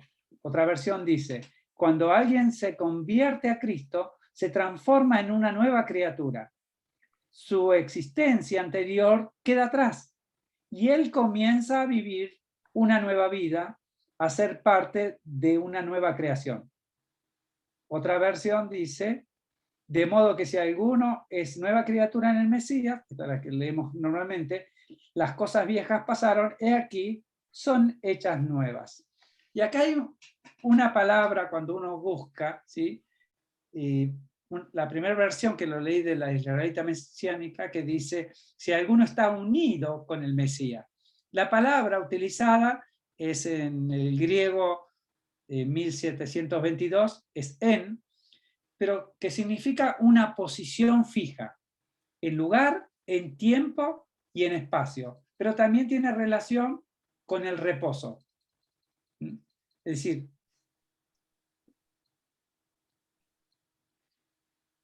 estar en Cristo es estar dentro de Él. Él está dentro mío, pero ¿cómo hago para llegar a estar dentro de Él? Y creo que la otra vez lo compartí, que estando en tomamos la cena con mi esposa, el cuerpo y la sangre de Cristo, y de repente no era mi esposa, sino era Cristo enfrente mío, pero la recubría, ¿sí? Yo la veía a ella, pero también lo veía a Cristo, y entendí lo que era estar en Cristo. Cuando uno muere a lo suyo, a todo lo suyo, ¿sí?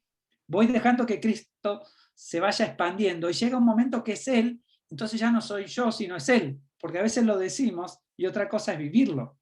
Claro. Entonces, estar en Cristo me da una posición que es estar en la casa del Adón, como leíamos hace rato. Estar en ese hogar, estar en un ambiente espiritual, estar en el reino. Entonces, todo lo que sale de mí va a estar como marcado por Él. Voy a vivir en lo natural, pero estoy viviendo en lo espiritual. No es que nos desconectamos, porque parece que subimos y bajamos, parece que subimos y bajamos. En realidad en el espíritu estamos. El tema es que cuando vienen estas confrontaciones, vienen las luchas, vienen los problemas, ¿sí? No vamos a la fuente, o tratamos de ir, pero empezamos a ver alternativas. Vamos al médico, vamos al que me presta plata, vamos a ver a este qué consejo me da, porque dejamos de perder el diseño que Dios tiene. Si Él tiene el diseño ahí, como decíamos hoy, Jesús, todo lo que veía el Padre, eso hacía. Entonces yo tengo que ir a buscar la fuente. Que ese es un problema a veces. No, la mente y el corazón nos hacen ver las circunstancias. Entonces el proceso no va a terminar hasta que yo no empiece a mirar y a reposar, porque estoy sufriendo. Los apóstoles fueron perseguidos, sufrían, los azotaron, los mataron. Y si pongo un ejemplo a Esteban, él estaba feliz porque veía el cielo. Él veía dónde iba a estar. Entonces, ¿qué me pueden hacer al cuerpo?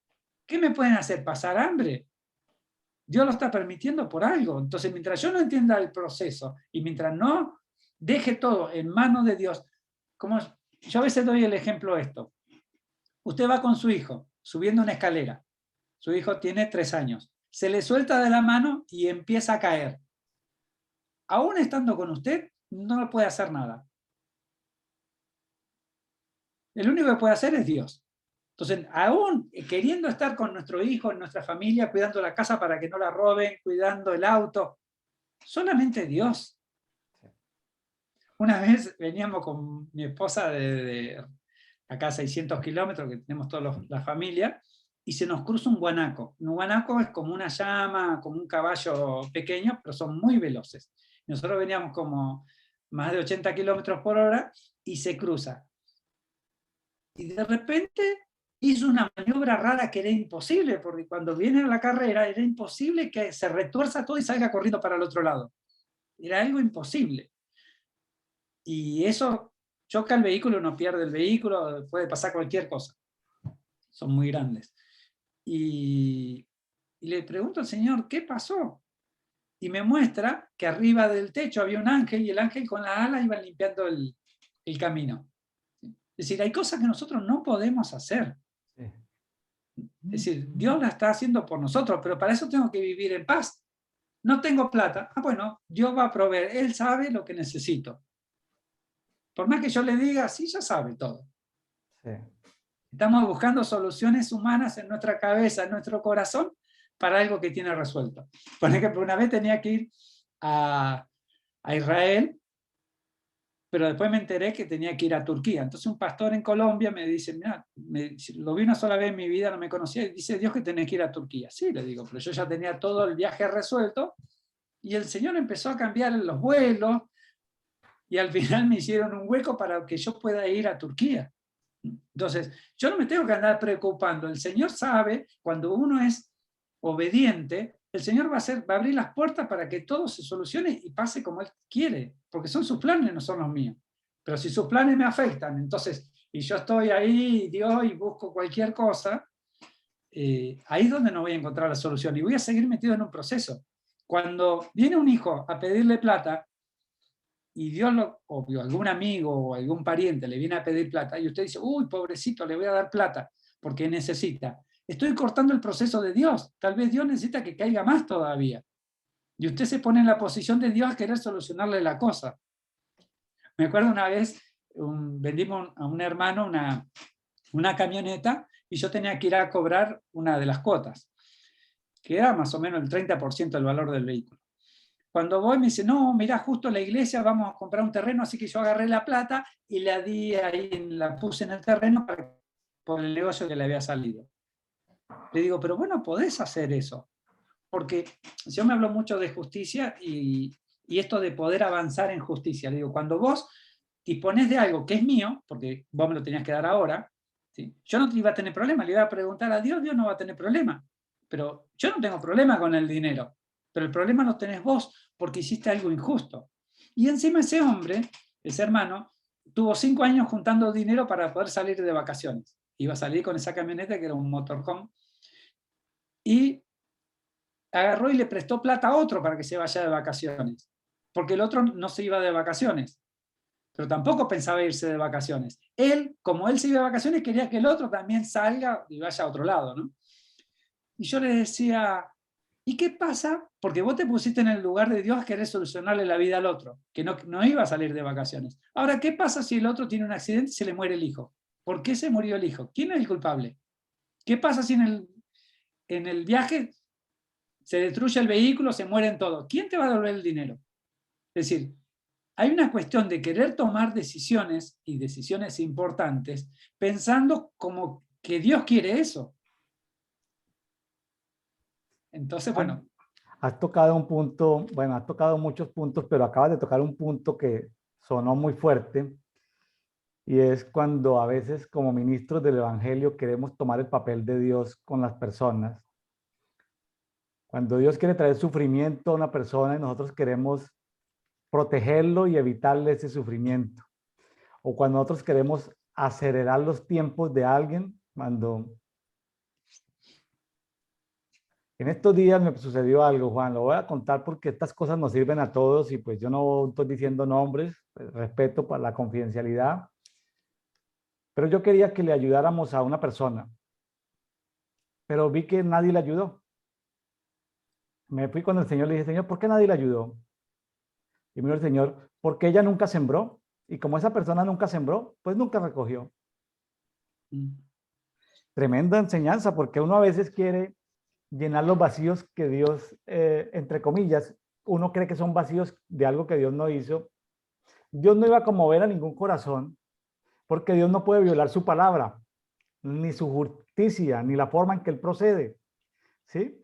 Entonces, amigos ministros del Evangelio, somos instrumentos en las manos de Dios, no somos Dios. Vos sabés que a nosotros nos pasó algo hace poco, digamos, fallece una hermana de la iglesia, y cuando me dicen, bueno, que tenía un problema, entonces lo primero que hago, yo siempre le pregunto a Dios, ¿qué? Entonces Dios me dijo que iba a fallecer.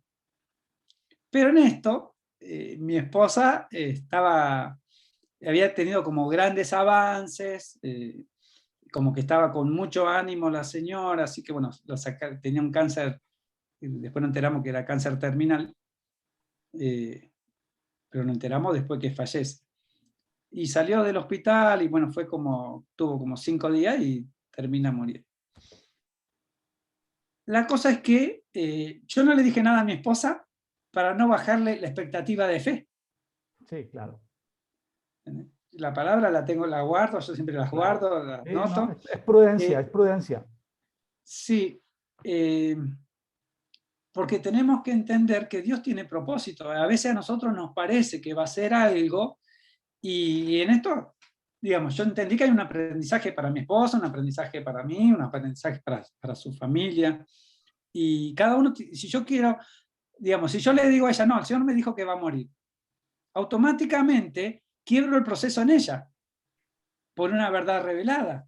Claro, Entonces, ella tiene que hacer su proceso, y que fue claro. tremendo, aprendió un montón de cosas, porque el Señor viene trabajando mucho la resurrección, ya dio un montón de talleres de resurrección, y es parte del proceso. Entonces nosotros no somos, tenemos que ser sabios a la hora de intervenir.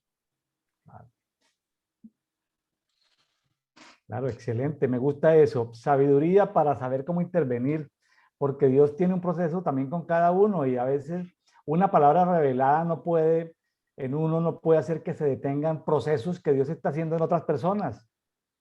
Me gusta eso. Sí.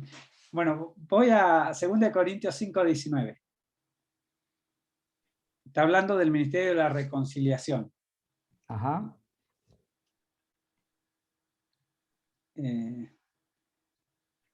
Bueno, la palabra dice ahí, 5:19, la cual es que Yahweh en el Mesías estaba reconciliando la humanidad en él. Es decir, cuando el Señor muere, reconcilia a todo, no reconcilia una parte. Sin tomar en cuenta a los hombres sus pecados, en otras versiones dice transgresiones, y nos ha confiado el mensaje de la reconciliación. Y esto es importante. La palabra usada para transgresiones es paraptoma, del griego 3900, que significan varias cosas. Significa un desliz, un lapso o desviación. Es decir, cuando Dios me dice algo y yo me desvío, porque no lo escucho, porque no me interesa, porque estoy lejos de él, es un desvío. También significa error, cuando es, digamos, estoy haciendo algo y me equivoco, cualquiera se le cae una taza y rompe la taza. Es decir, los errores los tenemos todos. Pero también significa transgresión. La transgresión es voluntaria. Cuando yo hago algo sabiendo que está mal y lo hago. Eso es una transgresión. Pero el Señor dice que el ministerio de la reconciliación, Él vino a reconciliar la humanidad y hace borrón y cuenta nueva de todo esto. Sin tomar en cuenta a los hombres sus paraptoma, es decir, sus deslices, sus errores, sus transgresiones, sus ofensas, sus delitos, y que nos dejó ese ministerio. De ahí se agarran los curas para poder, a ver, si va la gente, se confiesa, yo te perdono, tanto Ave María, tantos Padres Nuestros, y listo. Pero también se agarran muchos hermanos para decir, el Señor ya me perdonó, yo hago la vida como quiero. Y no hay cambios. Yo en esto conozco un pastor que él decía, no, el Señor me perdona todo, yo vivo como quiero. Y el Señor lo sacó del pastorado y lamentablemente el Señor me dijo, es hijo del diablo. Es hijo del diablo. Tremendo. Y el futuro, y usted dice, no, era pastor, todo. Cuando vos no haces la voluntad, no, con Dios no se juega. No puedo estar a media. Él me perdona, me borra todo. ¿Puedo cometer errores? Sí, lo vamos a seguir cometiendo. Todos nos equivocamos. Como me dijo el Señor una vez, solamente Él es fuerte. Me mostraba así a Cristo yendo a la cruz. Y ustedes son todos débiles. Ustedes no pueden. Solamente somos fuertes en Él. Entonces, ¿qué pasa? Este ministerio, Dios nos dejó a nosotros.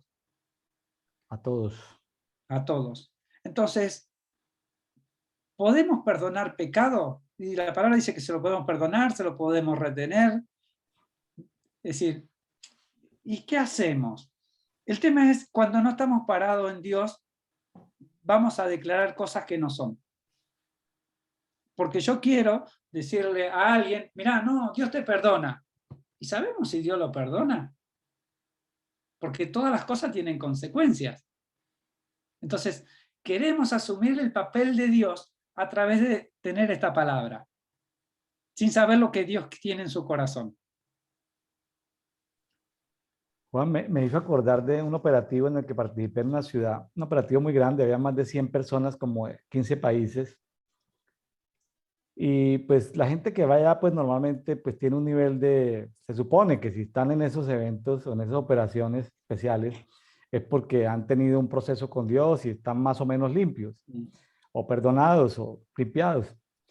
El tema es que la instrucción que se dio era que, porque a veces Dios nos perdona, nosotros recibimos el perdón, pero las tinieblas, o la tiniebla, o Belial, siguen acusando. Entonces, basados en un versículo que hay por allá en Santiago, que habla de comentados los pecados unos a otros. Entonces, estamos organizados como en 10 grupos, 15 grupos. Entonces, teníamos que ir con el líder del grupo, o los hombres, o con la líder del grupo, las mujeres, a contarles el pecado más grande que habíamos cometido en nuestras vidas, del cual todavía recordábamos. Imagínense qué vergüenza y lo podían hacer en público o lo pueden hacer en privado. Era libre, yo lo hice en privado, pero nos recomendaban esas prácticas no hacerlas con el pastor o con la autoridad cotidiana que tenemos, Claro. sino hacerla con un ministro invitado, por ejemplo. Si queremos repetir esas prácticas, sí, porque tú puedes haber cometido algo en tu juventud, Dios te perdonó, ni siquiera tu esposa sabe. No necesitas contarle a tu esposa lo que hiciste en tu juventud, ni siquiera a los hermanos. Pero si tú le cuentas a tu cobertura, a tu autoridad, es posible que después de que le cuentes eso, ya no te vuelva ni a mirar. Entonces, lo correcto, lo sabio es invitar ministros ancianos, maduros, para que en un momento determinado, esas culpabilidades internas que secan los huesos, que debilitan los huesos, esas acusaciones que Dios ya te perdonó, pero la tiniebla sigue acusándote, que se lo comparta para decirle a Belial, oye Belial, ya yo lo sé, ya confesé, este hermano lo sabe, nunca más Belial va a volver a molestar. Entonces, fíjese que aún en medio de que, claro, este pasaje es complejo porque una cosa es conversión, ¿no? La gente recibe a Jesucristo.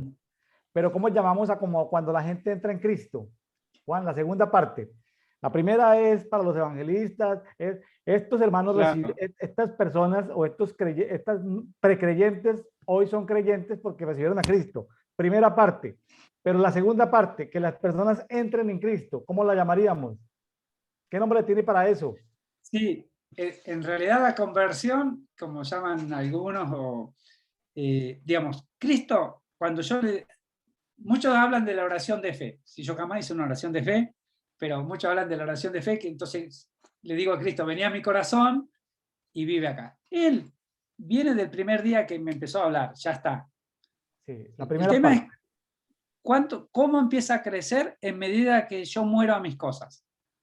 Entonces, ese es un proceso que nos va a llevar toda la vida, porque siempre vamos a hacer cosas por nuestra cuenta, es inevitable. Y en esto nosotros funcionamos como funcionan los profetas, ¿no? Funcionamos una parte obedeciendo y una parte haciendo las cosas por nuestra cuenta. Entonces recibimos algo, lo decimos, pero vivimos en la normalidad. Y lo que quiere Dios es que vos seas pleno en esta normalidad, pero que seas pleno con Él todo el tiempo. Entonces, no hay una separación, no tenemos un espíritu que está viviendo parte allá y parte acá. El tema lo que hacemos es ponerle freno, como leíamos hoy, habitar en la casa del Adón o habitar en el cuerpo. Y habitamos muchas veces en el cuerpo. Y nos desconectamos. Y eso lo hacemos nosotros. Es ausencia de estar en el cielo. Correcto. Y tenemos la posibilidad. Fíjate que la palabra reconciliación, catalazo, del griego 2644, significa cambiar mutuamente. Es decir, hay un cambio, pero no es un cambio de que yo me tengo que cambiar. Dios es fiel, Él no necesita cambiar, pero hay un cambio de... ¿sí? Es decir, Dios es respetuoso, el Espíritu Santo es respetuoso. Entonces, Jesús es respetuoso. Entonces, vos no querés estar, y le decís, bueno, yo te estoy esperando, y toda la mañana te voy a estar esperando, y toda mi vida, toda tu vida te voy a estar esperando. Pero va a depender de nosotros. Entonces, la relación, esto que es reconciliación, que significa cambiar mutuamente, también significa componer. Es decir, es establecer el vínculo correcto. Porque nosotros pecamos. Ella pagó el precio por nuestros pecados. El tema es que nosotros, sabiendo aún, seguimos errándole, seguimos pecando. Ahora, ¿cuál es el problema acá? El acusador. El acusador está para acusar. Entonces, vos te arrepentiste y después te tenés que volver a arrepentir. ¿Cómo? ¿Sabés lo que hago? Es invalidar el precio de la cruz. Si el Señor ya pagó por toda mi vida y yo estoy haciendo mentiroso a Cristo cuando me siento perseguido y acusado. Claro. Entonces invalido la cruz. ¿Para qué murió si en realidad siempre me estoy acusándome? El trabajo del enemigo es acusarme, entonces te va a poner las circunstancias, las voces, y como tenemos la voz del Espíritu y que vienen de las tinieblas a veces, escuchamos más de las tinieblas y no, vos sos el culpable, vos por esto, vos por otro, mirá lo que hiciste hace 10 años o hiciste hace 20. El Señor viene, tic, listo, se cortó todo. Y el enemigo no tiene derecho, como decías vos. Confesás con alguien y listo. El tema es, ¿lo creo? ¿Estoy parado en esa fe, en esa certeza? ¿O viene otra voz y te va a decir, no, te hace recordar que vos fuiste el pecador? Mientras sigas escuchando la voz incorrecta, vaya, como le pasó, como decíamos esto de Adán. Es decir, escuchó la voz incorrecta.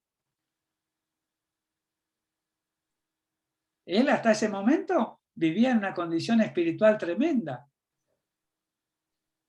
Podría hacer un montón de cosas que después no pudo. Pero el primer pecado fue escuchar la voz incorrecta. Juan, una pregunta ya como para ir cerrando en la parte final. Hablamos de que todos tenemos el ministerio, la palabra ahí es diaconía de la reconciliación, pues no es uno de los 5 ministerios principales, pero sí es un ministerio dado a todos los santos, el de la reconciliación. Pregunta, ¿tan difícil que es para nosotros reconciliarnos con nosotros mismos y con Dios como para que Dios nos ponga el trabajo de reconciliarlo a Él con todos los demás? ¿No le parece? Bien difícil que es nosotros reconciliarnos con Dios para ponernos el trabajo de ayudar a otros a que se reconcilien con Dios. Sí, mira, leo 2 Corintios 5:20. Dice, así que somos embajadores del Mesías, somos embajadores del Mesías. La palabra también significa anciano o representante. Somos los representantes de él. En efecto, Yahweh está haciendo su apelación por medio de nosotros. Lo que hacemos es apelar por medio del Mesías. Sean reconciliados con Yahweh. Entonces, me gustó esta versión que la israelita mesiánica, por eso la dejé. ¿Para qué? Si somos representantes, ¿significa que soy perfecto? No, no somos perfectos. ¿Significa que no nos equivocamos? No. Significa que lo estoy representando. Un embajador de otro país que está en mi país viene a representar su país, pero es un hombre que tiene sus cosas. Ahora, yo soy santo y soy perfecto en él. Entonces no es por lo que yo sea, es por lo que él es. Entonces cuando soy comisionado a reconciliar, lo está haciendo él. Yo simplemente traigo el cuerpo y la voz y mi mente y todo mi ser para ayudar en la obra que él quiere hacer. Pongo un ejemplo. Si viene alguien y necesita dinero y yo le presto plata o le doy plata, ¿sí? O le doy una ofrenda, lo estoy haciendo por Dios. No lo hago por mí y porque Él me motivó a eso. Muchas veces no lo sé que me motivó, pero muchas veces sí puedo saberlo. Muchas veces vos sabés que vas a reconciliar a alguien con Dios y muchas veces lo estás reconciliando sin hablarle de Dios. Porque sos el instrumento. en la escuela yo tengo muchos casos, ¿no? Por ejemplo, y matrimonios que se pelean y situaciones, porque es una escuela de adultos y compleja. Y entonces yo no hablo mucho de Dios, pero sí le doy principios de vida. Claro. Y lo estoy acercando y todos saben que soy pastor. Y entonces es como que a veces incluso hasta como modelo te toman. Y a veces el estar ya lo estás reconciliando por estar, por hacer cambios, innovaciones, por ver que hay algo distinto en vos, por llevar luz. Estás haciendo que la atmósfera cambie. Claro, claro. Entonces la reconciliación no se trata de que yo tengo que convencer al otro, se trata de lo que Dios quiere hacer a través mío. Claro. Tenemos que afectar el entorno donde vivimos. Si somos luz, la luz no puede estar debajo de la mesa. La luz tiene que ponerse en lo alto. Ahora, si me quedo con el criterio que viene el acusador y te dice, no, vos no das la talla todavía te falta, vos no podés porque en esta área estás flojo y en esta área también. Entonces vos no sos nada, nunca vas a poder ser nada, porque siempre vamos a tener cuestiones. Sí, Pero cuando estoy en él, es como que me pongo el traje espacial, pero de Cristo arriba, y Cristo, va no, él. claro. Entonces soy su representante. Entonces, ¿quién puede con Dios? ¿Quién puede con Jesús? ¿El enemigo? ¿Qué? Va él. Qué bueno y qué profundo estos pasajes. Bueno, mis estimados amigos de Café y Oración, les pedimos que por favor ustedes estudien, escudriñen cada lectura de la palabra. Cuando usted se expone a la luz, a la palabra de Dios, pues la palabra te va limpiando, te va sanando, te va restaurando. Es decir, tiene un proceso con cada uno. Por eso, estos son como conversatorios donde a veces contamos experiencias que no están preparadas, sino que en el momento, porque se trata de contar procesos o experiencias, pero Dios se encargará de perfeccionar y de madurar en cada uno de nosotros el proceso que tiene. Sí, hay sucesos importantes en nuestras vidas que son detonantes, ya sea porque necesitamos aprender algo, como cuando vamos por un entronque, por una desviación. Me decía un amigo que estuvo en Tokio, me decía, William, si tú te pasas de una desviación de un puente, vas a ir a dar 30 kilómetros adelante para devolverte, o sea, no te puedes perder, tienes tu GPS del vehículo, debes saber por dónde, por qué autopista va y qué carril tomar, ¿no? Porque no puedes estar como en América Latina zigzagueando, ¿no? Tienes que tomar el carril que es porque si no vas a dar 30 kilómetros adelante. La palabra nos ayuda, pero si nos pasamos de ese entronque, de esa desviación, pues el proceso se nos va a hacer un poco más largo. Pregúntele al Espíritu Santo, usted tiene talentos, habilidades, capacidades, dones, ministerios, pero no puede declarar independencia.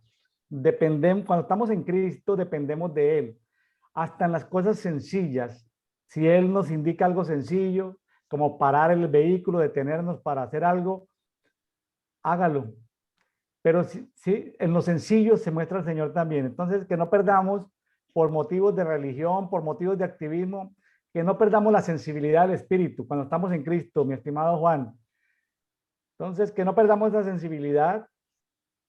Hacemos cosas globales como por inercia. Ahí vamos, nos levantamos, dormimos, comemos, ahí como por inercia, pero hay momentos donde el Señor nos puede en un momento detener, hacer que hagamos ciertas cosas. Juan el César, desde la Patagonia, Argentina. Juan, ha sido de mucha bendición tenerte hoy con nosotros. Espero, una pregunta sobre el libro, Sanad vuestro espíritu. ¿Cuánto hace que lo publicaste? No, nunca lo publiqué, lo hice digital y nunca lo publiqué. ¿Y lo has del compartido? 2008 por ahí. ¿Eh? ¿Lo has compartido con varias personas o lo tienes anónimo Sí, todavía? lo he compartido y si querés te lo paso. Bueno, y si algún amigo de los que nos están escuchando de Café de Oración quiere tener ese libro, ¿cómo lo adquiere? ¿Cuánto cuesta? Nada, no cuesta nada. El proceso lo pagué yo. Bueno, entonces, Juan, entonces, pues envíame el libro y lo publicamos en los grupos que tenemos de Café y Oración para que sea de bendición para otras personas. Bueno. Bueno, Juan, pues abrazos, bendiciones y bueno, espero que nos acompañe por lo menos una vez cada mes o cada 2 meses o cada 3 meses. Aquí seguimos en Dedito, Devocional Diario para Todos. Bueno, estaremos presentes. Digamos, bueno, como yo te decía, por ahí mis tiempos, es decir, hasta hoy incluso estaba complicado, pero bueno, sí voy a tratar de estar más seguido, de Y de acompañarlos. pronto, si el Señor lo permite, grabamos un programa de edito aquí desde Mérida para compartirlo a todas nuestras redes. Desde Mérida, Yucatán, grabamos un programa de edito para todos, tomándonos el Buenísimo. café presencialmente, Juan. Les quiero dejar algo más, ¿sí? Es para Argentina, se está ungiendo toda Argentina este mes de septiembre, y el Señor abrió una puerta temporal. Esa puerta temporal es hasta Yonki, bueno, Yonterúa en principio, que es el 26 de septiembre. Nosotros vamos a estar en Ushuaia, en el punto más al sur de Argentina, y en el punto más al norte lo vamos a encontrar a Mario Pellegrini, que lo conoces. Sí. Ellos van a estar en ese punto tomando a Argentina, trayendo luz, pero es muy particular. El Señor nos viene hablando de cuestiones espirituales que están pasando en la Argentina, y uno empieza a ver cómo se ata todo. Aparentemente, la Argentina como que un país que está yendo mal, va para atrás, el gobierno que tenemos, las causas.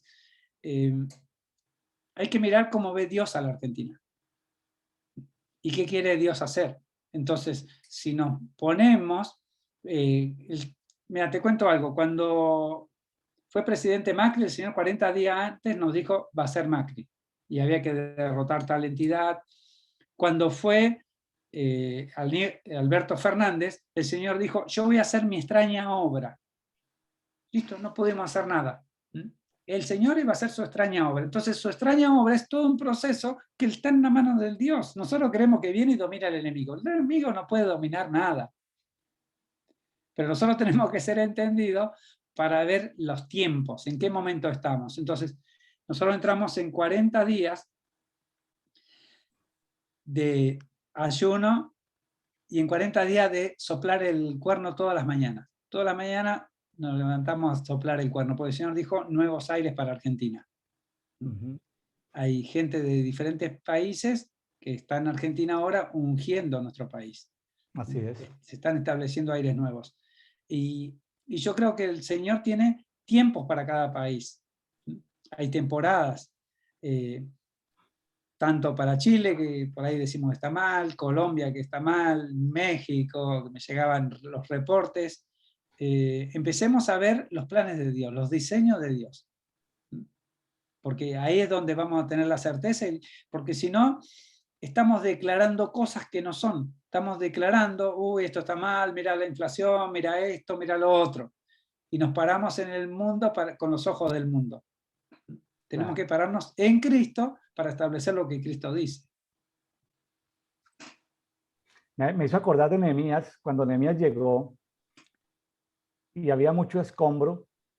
Si miramos a nuestro nivel, pues vamos a ver el escombro, la destrucción, si miramos la situación de nuestros países, ¿no? Pues lo único que queda es decepción, pero tenemos que subirnos un poquitico más arriba y ver los diseños, ¿no? Lo que hay que construir. Entonces, Nehemías hizo eso, ¿no? Te cierro con algo.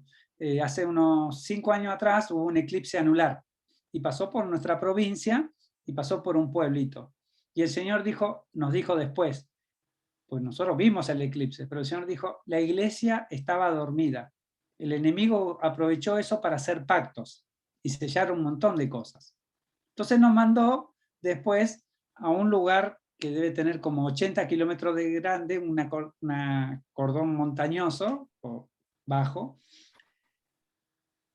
y nos dio las instrucciones con Nehemías, que tenía que ir a recorrer la ciudad destruida, pegar tal puerta, tal lugar. Y fue impresionante, porque era un oso perezoso, y la imagen del lugar es un oso perezoso de vista del espacio, y esta es la iglesia. Esa era la iglesia, destruida, la condición de la iglesia. Y fue impresionante porque cuando libamos sobre un arroyito que llegaba a un lago, empezaron a saltar los peces. y después en un lugar que, bueno, que bíblicamente se correspondería al estanque de David, un lugar, digamos, no había viento ni nada, y las aguas tenían 3 kilómetros por 5. Cuando lo íbamos, empezó a crecer así, como en un canalcito que había como 8 metros, y estaba todo seco, los terrones, y se empezó a inundar de la nada. Y entendemos que la mano de Dios está haciendo cosas primero dentro de la iglesia. Entonces, no, yo muy contento por lo que Dios está haciendo. A veces no entendemos los procesos, no entendemos los sucesos, nos quedamos descolgados de las temporadas de Dios, y yo creo que tenemos que empezar a abrir la cabeza, porque no existen fórmulas, porque nosotros pretendemos que algo que hice ahora, después Dios quiere que sea igual, y no. Nos quedamos en la fórmula y eso no nos sirve. Es decir, es la conexión con Dios. Lo único secreto es: voy a un lado, voy en obediencia, Señor, independencia. Así es. Bueno, amigos de Café y Oración, gracias por haber estado con nosotros en este día.